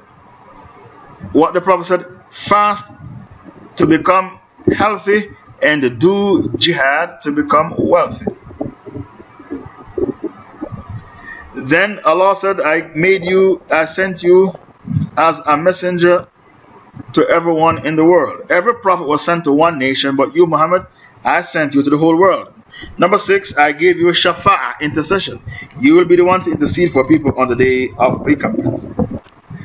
The Prophet was told to pray 50 times a day, and then Allah Ta'ala cuts it down to 5 times a day. I gave you Islam, Hijrah, Jihad, Hajj, fasting, Ramadan, enjoying the right and forbidding the wrong. These are the 8 portions, the 8 hours given to the Prophet Sallallahu Alaihi Wasallam. It's not Hajj, it's the Hijrah. I gave you Islam, Hijrah, Jihad, charity, fasting, to enjoin the right and to forbid the wrong. These are the 8 portions given to Muhammad when he went to Israa Wal Miraaj. Then he said, I was given 6 things. No prophet was given these 6 things. And these 6 things were mentioned in Sahih Muslim. What are these 6 things? Amazing ability to speak, Jawami al-Kalim. I was blessed with terror. 1 month before I fight the kuffar, they would tremble with terror. Number 3, tayammum, I gave you tayammum. Number 4, I gave you the booty. Number 5, I made you a prophet to the whole world. Every prophet was sent to one nation, but you, Muhammad, I sent you to the whole world. Number 6, I gave you a shafa'ah, intercession. So you will be the one to intercede for mankind on the day of recompense. Then he said, I command you, Muhammad, you and your followers to pray 50 times a day, every day. And the Rasul, when he passed by Musa, he said, what did your Lord command you? He said, he commanded us to pray 50 times a day, every day. Musa said, go back and ask your Lord to decrease it, because I was with Bani Israel and they were lackadaisical in their salah. They were lazy to pray salah. So the Prophet went back and asked Allah to decrease it until Allah decreased it to 5 times a day, every day. Musa said, go back and ask your Lord to decrease it from 5 times. The Prophet said, I kept asking my Lord to decrease it. I am now shy. I can't go back and ask him to decrease it less than 5 times a day because I have now become shy. Then Allah said, anyone from your ummah, your followers who pray 5 times a day will get the barakah of praying 50 times a day. I told you the Prophet came back from Israa Wal Miraaj with 3 gifts. What are these 3 gifts? The first is the gift of Salah. Salah is a gift given to us by Allah in the Meccan stage, not the Medinan stage, the Meccan stage. As for the other pillars of Islam, like Zakah, Sawm, Hajj, Zakah and Salah, they came down similarly. The things like Ramadan was in Medina, Jihad, Medina, the Islamic law of inheritance, Medina. All these things were in Medina. But as for Salah, it's so important, it was institutionalized in the Meccan stage. The second gift was Surah Baqarah, the last verse of Surah Baqarah, in which Allah repealed a law. If you think of doing something bad, but you did not do it, you won't be held accountable. Allah repealed the law. The third gift that the Prophet brought back from Israa Wal Miraaj was the multiplication of our pious deeds. So when you do a pious deed, it's not written down as one good deed. Allah writes it down as 10 good deeds or even 700 good deeds, especially the fast of Ramadan. Allah likes to reward people, especially for the fast of Ramadan, because Allah said, fasting is for me, I give the reward so as I please.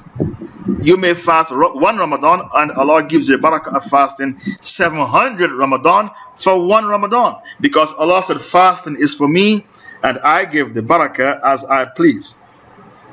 The Prophet passed by a house called Al-Bayt Al-Ma'mur, the frequented house.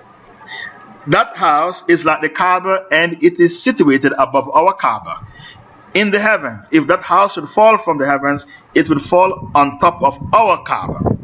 70,000 angels go to that house in the heaven to make Hajj on a daily basis. Every day, a new batch of angels go there to make Hajj.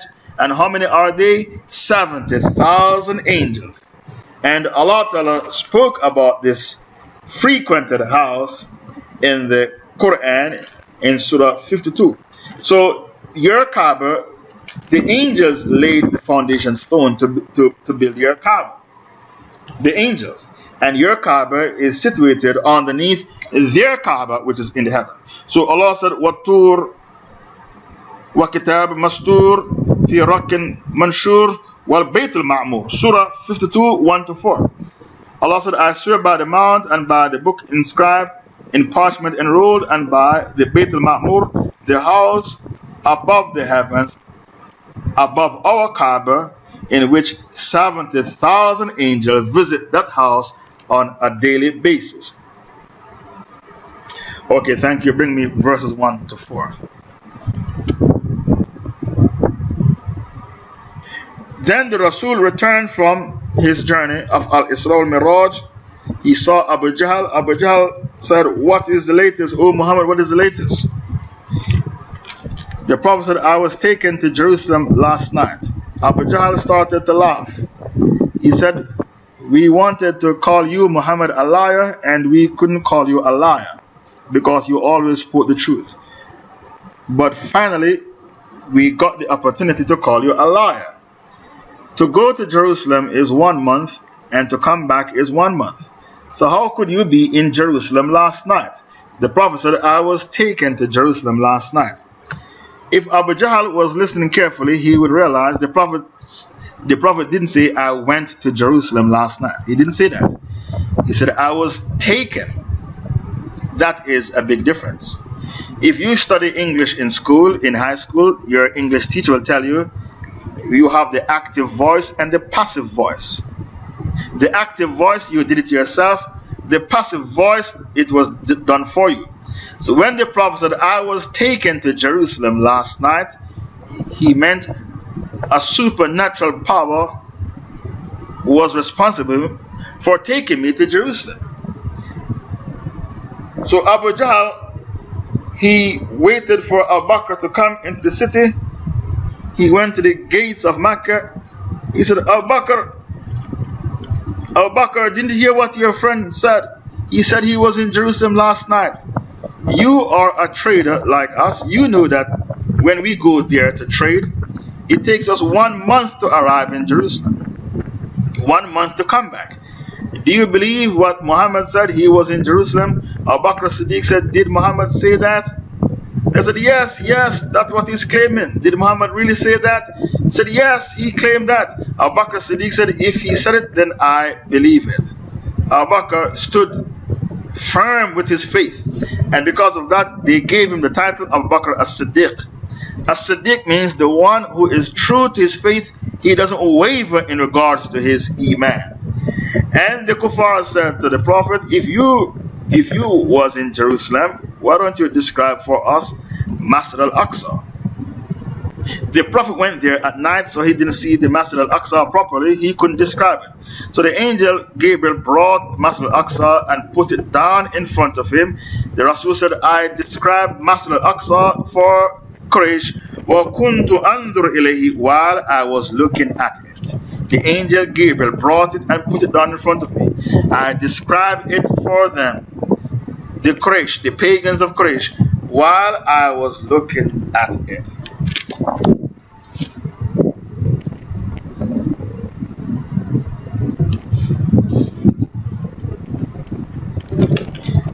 Jerusalem is precious in the heart of every Muslim.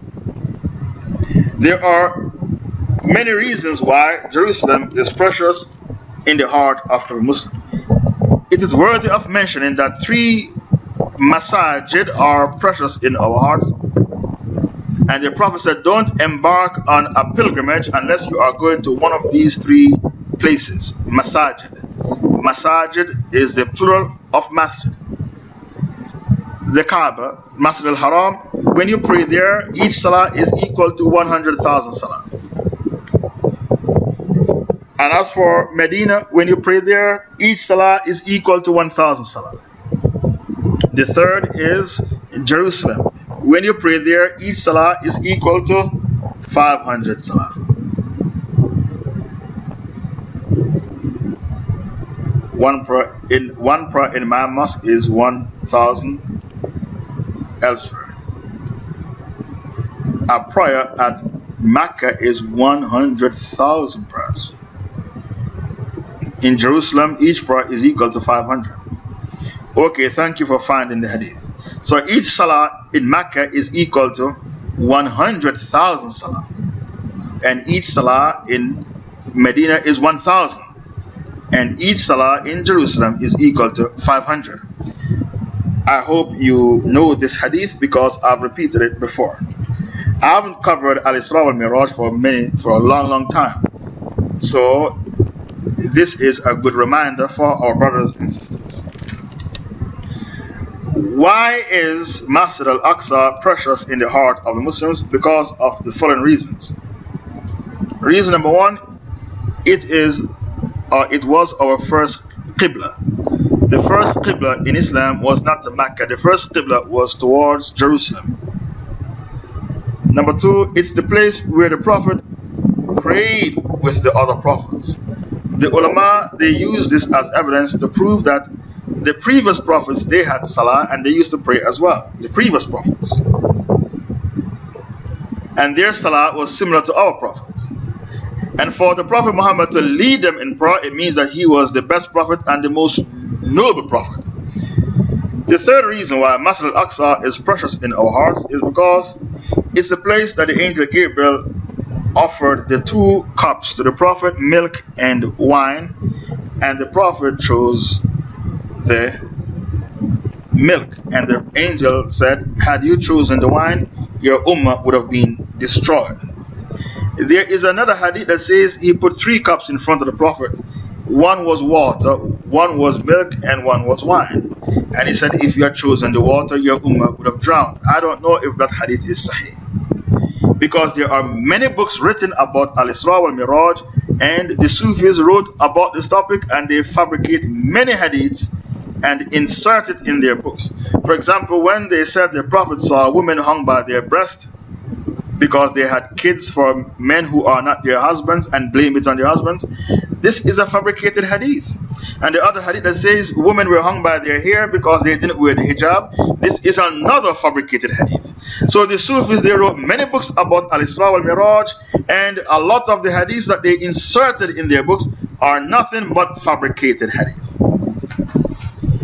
The hadith I know is that the angel put 2 cups in front of the Prophet, milk and wine. As for the other hadith that says he put milk, wine and water, I don't know about that hadith. I wasn't taught that in university. My sheikhs taught me only 2 cups, and he chose the milk, and the angel said, had you chosen the wine, your ummah would have gone astray, your ummah would have been destroyed.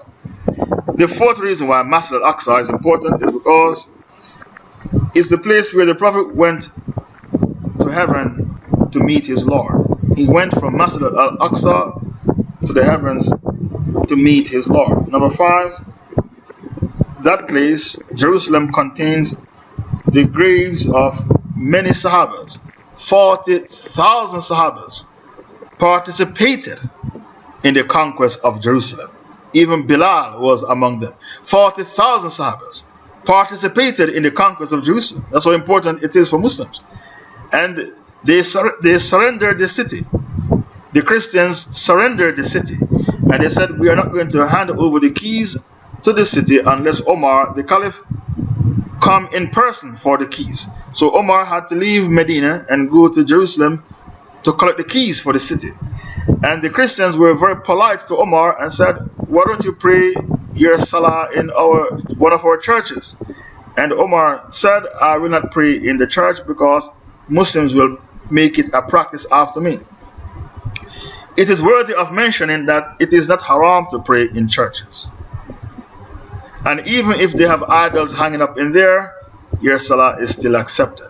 Because the Prophet prayed at the Kaaba when they had 360 idols inside and around the Kaaba. So if you pray in a church, your salah is accepted even if idols are hanging up in there. There are people who go to Mecca and they said we're not going to pray behind the imams of Mecca because they were appointed by the king, and the king is a tyrant, a taghut. Taghut means tyrant. And they pray in their hotels. This is extremism. You are allowed to pray in the imams who were appointed by the king. So when you go to Mecca and Medina, you can pray behind the imams there, and your salah will be accepted. Because Sahabas prayed behind a man who drank alcohol, and the Sahabas prayed behind Hajjaj, and some people believe Hajjaj was a kafir. So if the Sahabas prayed behind a man who drank alcohol, and when he led the salah, he was still drunk, this means you can pray behind wicked scholars and you will have your salah, but they won't have their salah. You are allowed to pray behind wicked scholars. Your salah will be accepted, but their salah won't be accepted if they are wicked scholars. Wicked scholars means scholars who support tyrannical rulers, and they put a spin on the Quran to cement the thrones of the tyrannical rulers. So you have wicked scholars, and you have sinful scholars, and you have sincere scholars. A sinful scholar is a scholar who gambles or he drinks alcohol and you don't know about it. It's a sinful scholar. A sinful scholar is still a Muslim, but a wicked scholar is a kafir because he tries to change Islam to justify his kufr, his shirk, and his zandaqah. The other reason why Masjid al-Aqsa is important to us, and this is the sixth reason, the foundation stone was laid by the angels. Two masjids, the foundation stones were laid by the angels. Masjid Haram in Mecca and the Masjid of Jerusalem, Masjid al-Aqsa in Jerusalem. These two masjids, their foundation stones were laid by the angels. And who built Masjid al-Aqsa? Sulaiman ibn Dawood. Sulaiman ibn Dawood is responsible for building Masjid al-Aqsa. The seventh reason the Prophet prayed with the other prophets in Masjid al-Aqsa, the other reason, is one of the three holy places in Islam. The other reason, it's the place Jesus will kill the Dajjal. So Jesus is coming back to do 5 things. When Jesus returns, he's going to return in Damascus, between the shoulders of 2 angels, and he's wearing saffron, clothing with the color saffron. When he comes back, he's going to do 5 things. He's going to kill the swine because the Christians eat it and they are not meant to do so. He's going to break the cross because we don't believe in the crucifixion. He's going to abolish the jizya. Either you embrace Islam or die. No more jizya. He's going to kill the Dajjal and kill the Gog and Magog. Where will he kill the Dajjal? At Jerusalem. That is the place, at a place called Bab al-Lud. So this is the other reason why Masjid al-Aqsa is precious in the heart of every Muslim. The other reason is, and this is the last reason, Jerusalem is a place where we shall be gathered on the day of resurrection. On the day of judgment, when we are gathered to face Allah, to stand in front of Allah, to answer to Allah for our deeds in the dunya, where will we be gathered? The gathering will be at Jerusalem. So these are the most important reasons why Masjid al-Aqsa is important and Jerusalem is important in the heart of every Muslim, male and female. And it's incumbent on us to liberate Masjid al-Aqsa from those who are occupying Masjid al-Aqsa. Brothers and sisters in Islam, this is our topic, Israa Wal Miraaj. I'll now pause and take 5 questions. I didn't speak on a political topic today because I can't speak on politics every Saturday. Sometimes I have to speak on spiritual topics in order for you to grow in Iman. Some people didn't like what I said, that you will unite with the Christians to fight the Antichrist. They said that's Sheikh Faisal's prediction. It's not a prediction, it's a hadith. You will unite with the Christians to fight the Antichrist. It's not my prediction, it's a hadith of the Prophet. The reason why you call it Sheikh Faisal's prediction is because you don't know that the Prophet Muhammad prophesied it. You shall unite with the Christians to fight against the Antichrist. This is one of the major signs before the day of judgment. Not a minor sign, a major sign before the day of judgment, because this is a part and parcel of the battle of Armageddon. I'm not saying the Christians are your friends, because the hadith also said you're going to have a peace treaty with Rome. If you sign a peace treaty with Rome, it means Rome is your enemy. Why you need a peace treaty with a person? Because the person is your enemy. If the person wasn't your enemy, there would be no need for a peace treaty. And you will unite with the Christians to fight against the Antichrist. It's a hadith of the Prophet. So stop calling it Sheikh Faisal's prediction. It's not my prediction. I'll now pause and take 5 questions in regards to the Darcy I've just heard.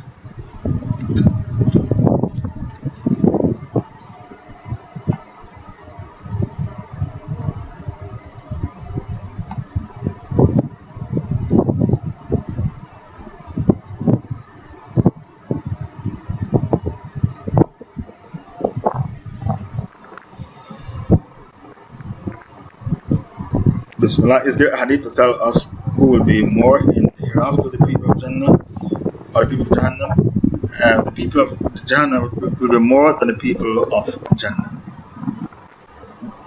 You don't need hadith, you need Quran to tell you that. The Quran tells you that. The people of hell will be more than the people of paradise. What's the Hujjah? Surah 12. Allah told the Prophet, وَمَا أَكْثَرَ النَّاسِ وَلَوْ حَرَسْتَ بِمُؤْمِنِينَ. Even though you, Muhammad, you are filled with zeal and enthusiasm to spread Islam, the majority of people will never believe. Surah 12, 103. وَمَا أَكْثَرَ النَّاسِ وَلَوْ حَرَسْتَ بِمُؤْمِنِينَ. Surah 12, 103.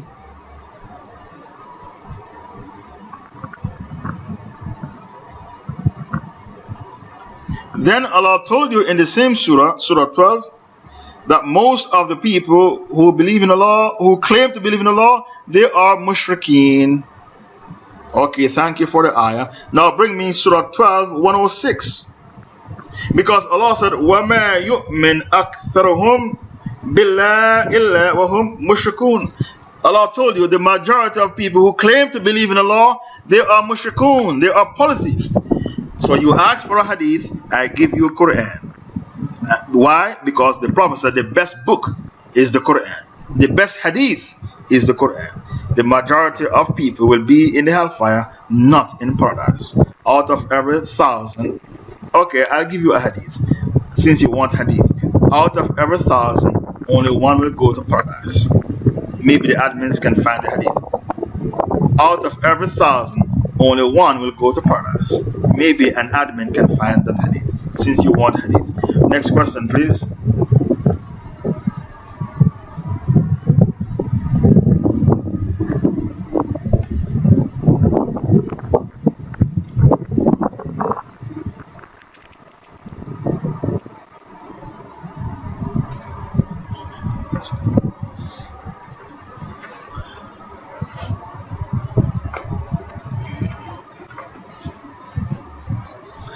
Assalamu alaikum. The land of the Muslims now governed by tyrants loyal to the Crusaders and not ruled by the law of Allah. Well, that's true. What is the difference between staying in it and staying in the land of the Crusaders? Why not apply the same rule of those who live behind the lines of the enemy? Especially many people, including hypocrites, and are in the apostasy and worse than the original infidels, even if they claim that they are Muslims. Well, your statement is correct, that the Muslim countries are governed by tyrants who are loyal to the Crusaders, and sometimes these Muslim countries are worse than the West. I am living in the West. Jamaica is the West. And no one enjoy a better relationship with the Jamaican police than myself. No one. Why?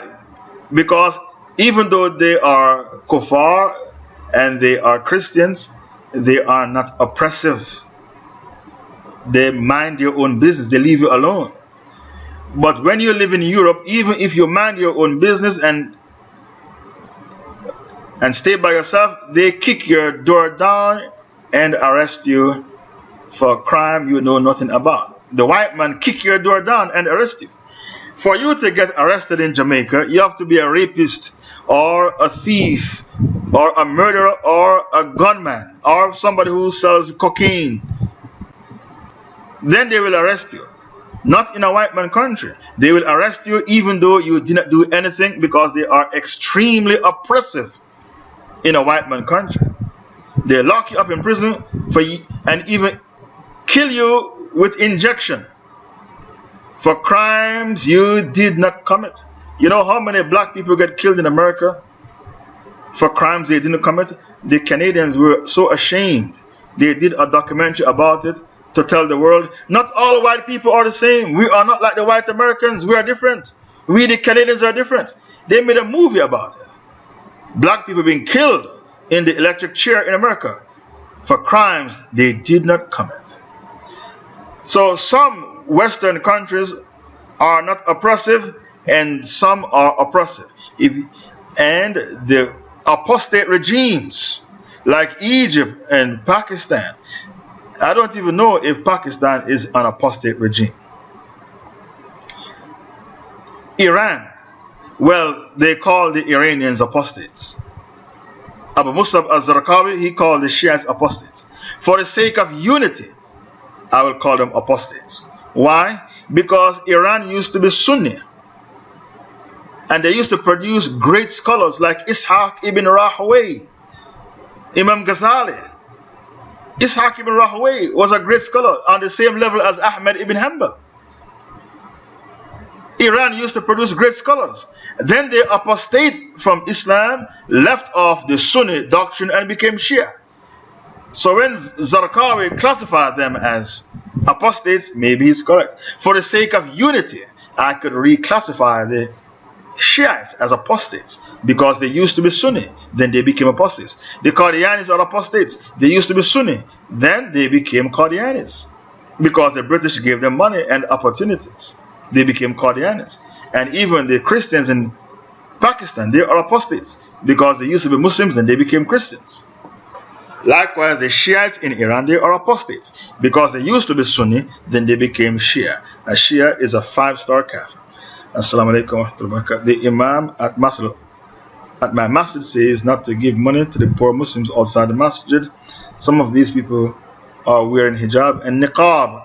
The Imam says by giving them money, it makes the Muslim men look bad because the kuffar will say the Muslim men mistreat their women, so they are begging. Can we give money to the poor outside the masjid? You're not supposed to listen to what they do in Saudi Arabia. If you go outside a masjid in Saudi Arabia, they can lock you up and beg. If you want to beg, you write a letter and explain your circumstances and present the letter to the Imam. And the Imam will give you something from the Baytul Mal, the treasury. But to go to the masjid to beg, that's haram. Because you chase away the rich people from the masjid. The rich people will not come to the masjid because the masjid is a place targeted by poor people to beg. And a lot of these people who are begging are on drugs. They are drug addicts. Even the Muslims who are begging, a lot of them are on drug addicts. When I was living in London, and people said, Sheikh Faisal, can you lend me $50? Sheikh Faisal, can you lend me $50? I used to lend them and I never get back my not $50, 50 pounds. I used to lend them and I never get back my 50 pounds. And then people laugh at me and call me Santa Claus. Why are you giving away your money? These people are drug addicts. I didn't know. That's because I was fresh coming from Saudi Arabia and didn't realize what was taking place in the UK. These people who are saying, lend me, they are on drugs. You are not allowed to use the masjid as a place to beg. If you are suffering dire straits, you write a letter and present the letter to the Imam, and he will study the letter and give you something for the Baitul Mal. But as for going to the masjid, outside the masjid to beg, that is haram, is not allowed, because you chase away the rich people from going to the masjid because they are being harassed. Some people say, how do believe in something you didn't see? What is the answer for that? Jazakallah khairan. The atheists, they say, how can you believe in something you didn't see? The answer is, what are you talking about? Are you saying, how can you believe in Allah and you didn't see Allah? How does Allah manifest Himself? How does Allah manifest Himself?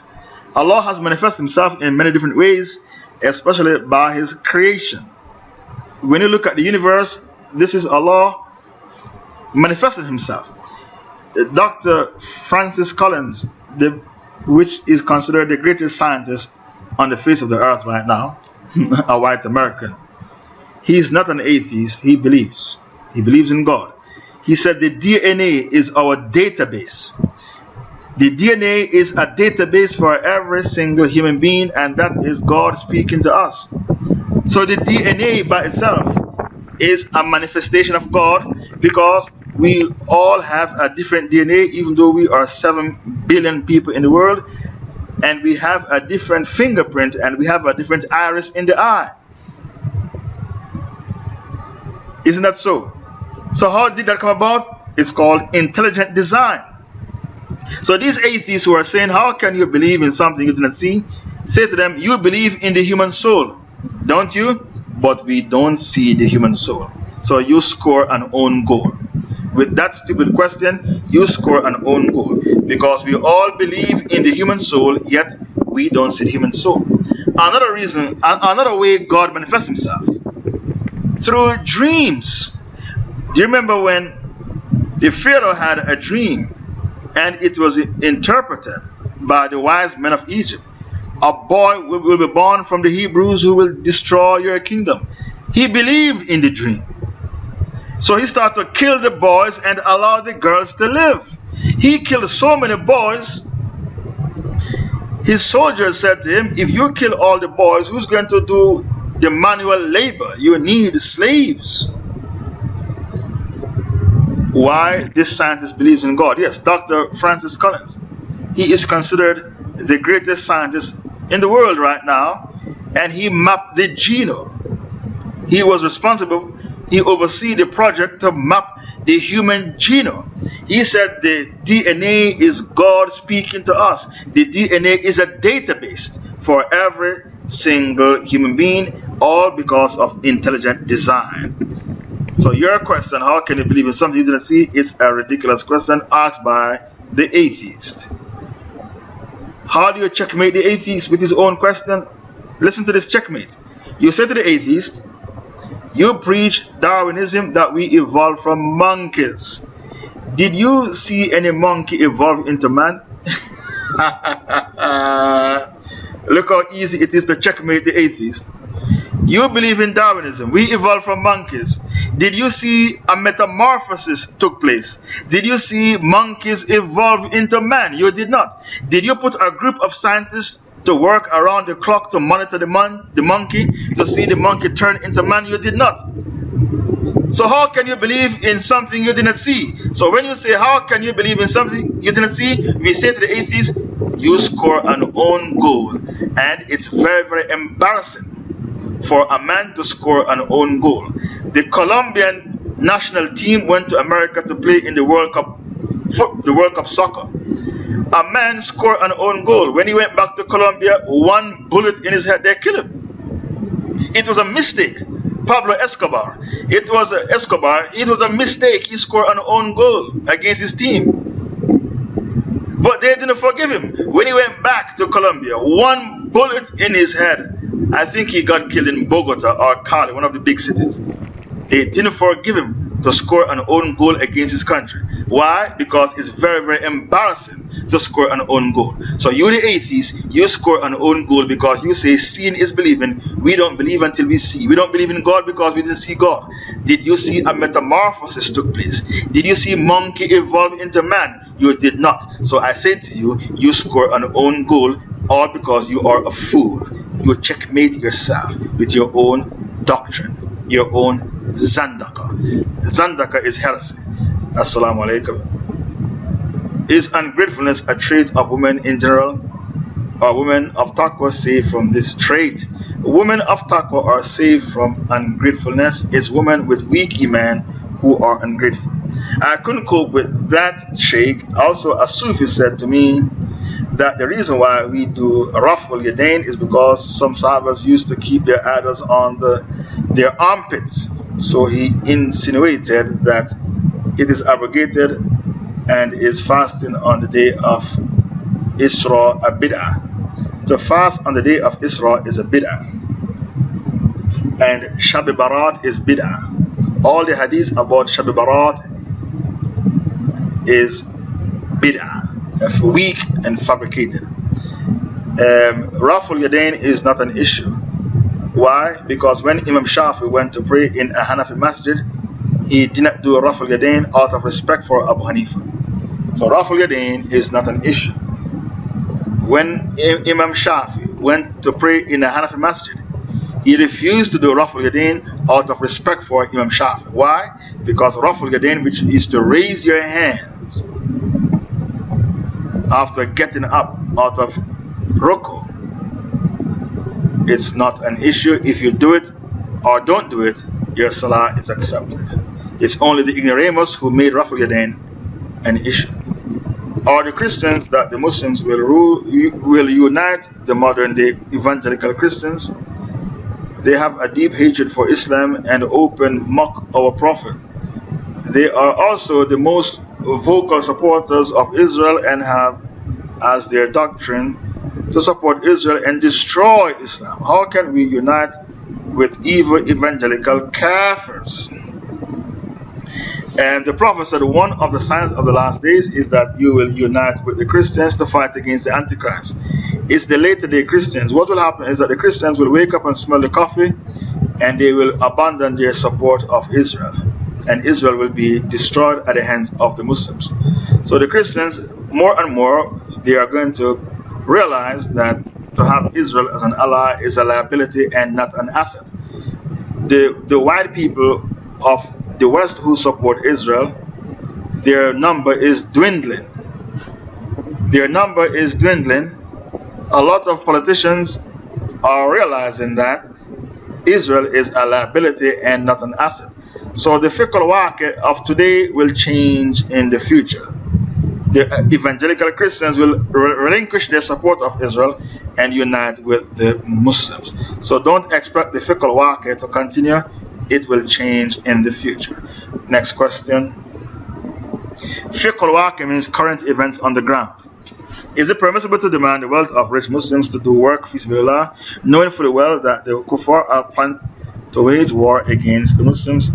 You can demand zakah from them. If they pay zakah, you can't demand anymore. They have done their duty.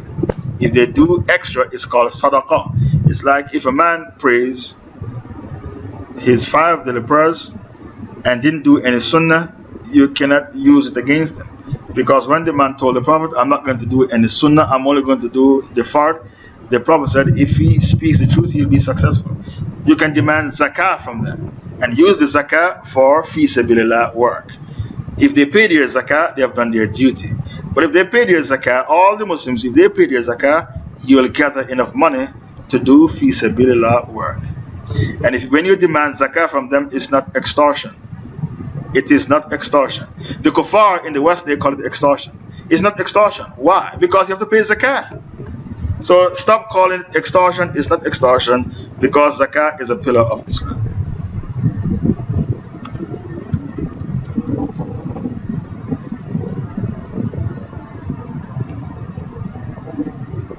Is mechanically slaughtered meat halal? Yes, it is halal. As long as the person who operates the machine says Bismillah before starting the machine. The scholars discuss this matter, and they discuss the matter of stunned animal. If chickens are stunned, it's haram because chickens are weak and they will die from the stunning.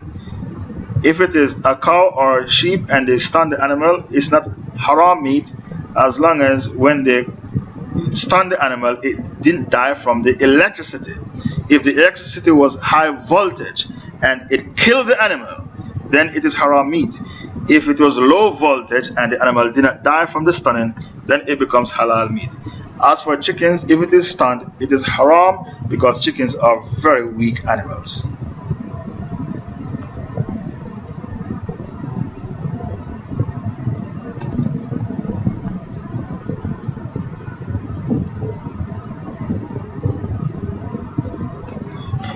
I don't see any more questions.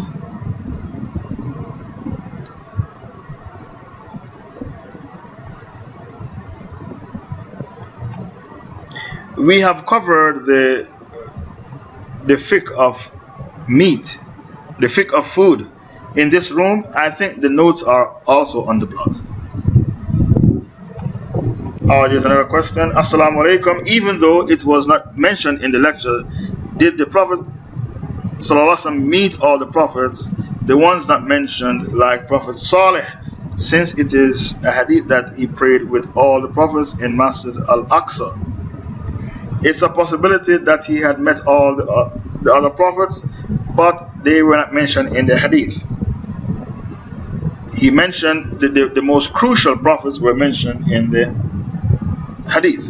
Now, Prophet Noah wasn't mentioned in the hadith, but Noah is a very, very important prophet.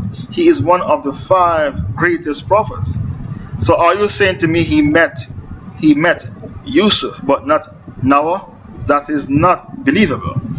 It's not plausible, it's not believable. So your question is very, very important. It's an important question. Even though a prophet might not be mentioned in the hadith, he met the prophet. How could he not met Noah? And Noah was one of the 5 greatest prophets. The greatest prophets, I will arrange them according to their age.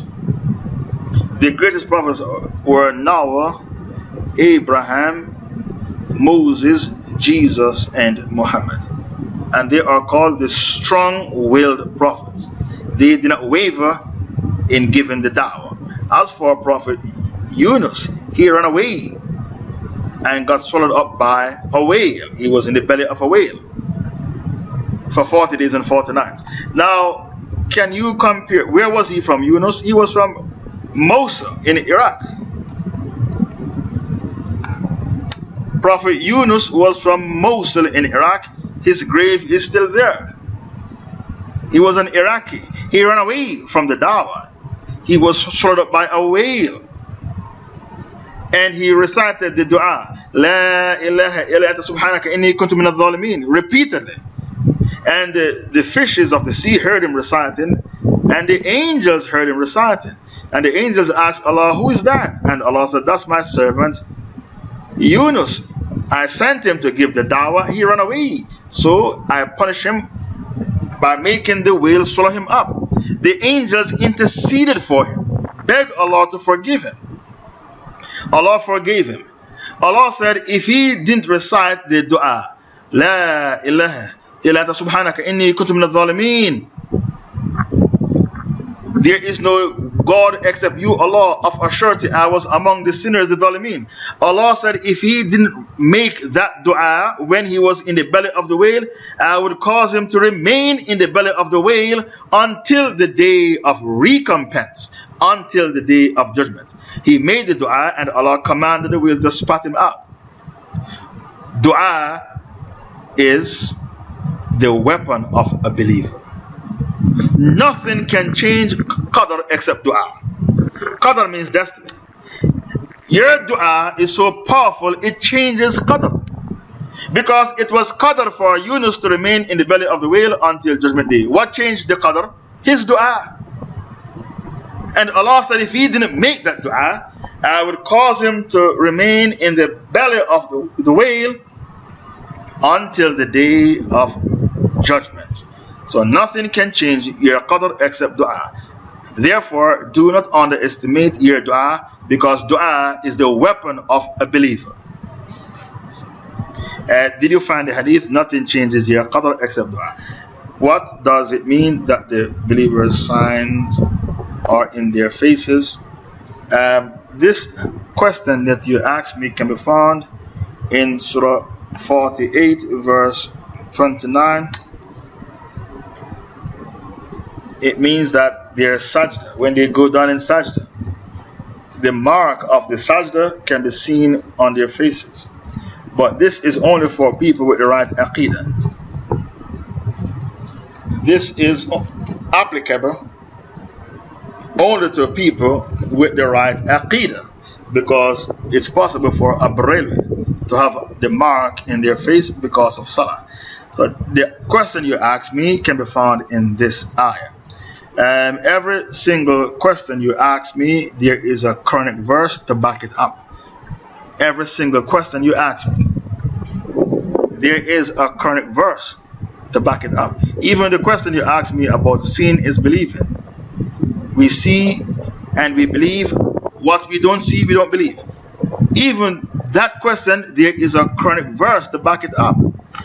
Surah 3, 190 to 191. Allah said, in the alternation of night and day, this is sign for mankind. إِنَّ فِي خَلْقِ السَّمَاوَاتِ وَالْأَرْضِ وَاخْتِلَافِ اللَّيْلِ وَالنَّهَارِ لَآيَاتٍ لِأُولِي الْأَلْبَابِ. The first argument you use against the atheists is the sun. Did you know that? Allah used the sun as an argument. If the sun was too close to us, verily in the creation of heaven and earth and the alternation of night and day are signs. Yes.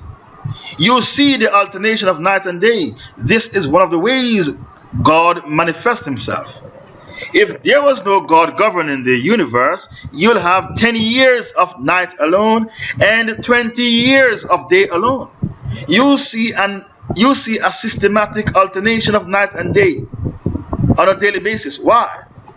Because God is governing the universe. The alternation of night and day is one of the arguments that Allah used to checkmate the atheist. Every single question you ask me, I can use a Quranic verse to answer you. I think the questions are finished. I don't see any more questions. You asked me about the sign of the believers in their faces. I brought you the ayah.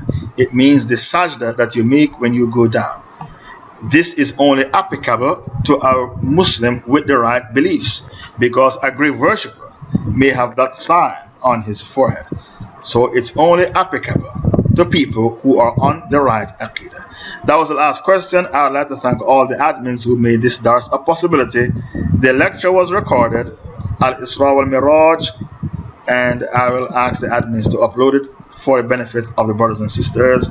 And please donate generously to the dawah effort. Some people have not yet donated, even though they have been with me for about 9 years. Subhanakallahumma wa bihamdik, ashhadu an la ilaha illa anta, astaghfiruka wa atubu ilayk. I will now relinquish the mic.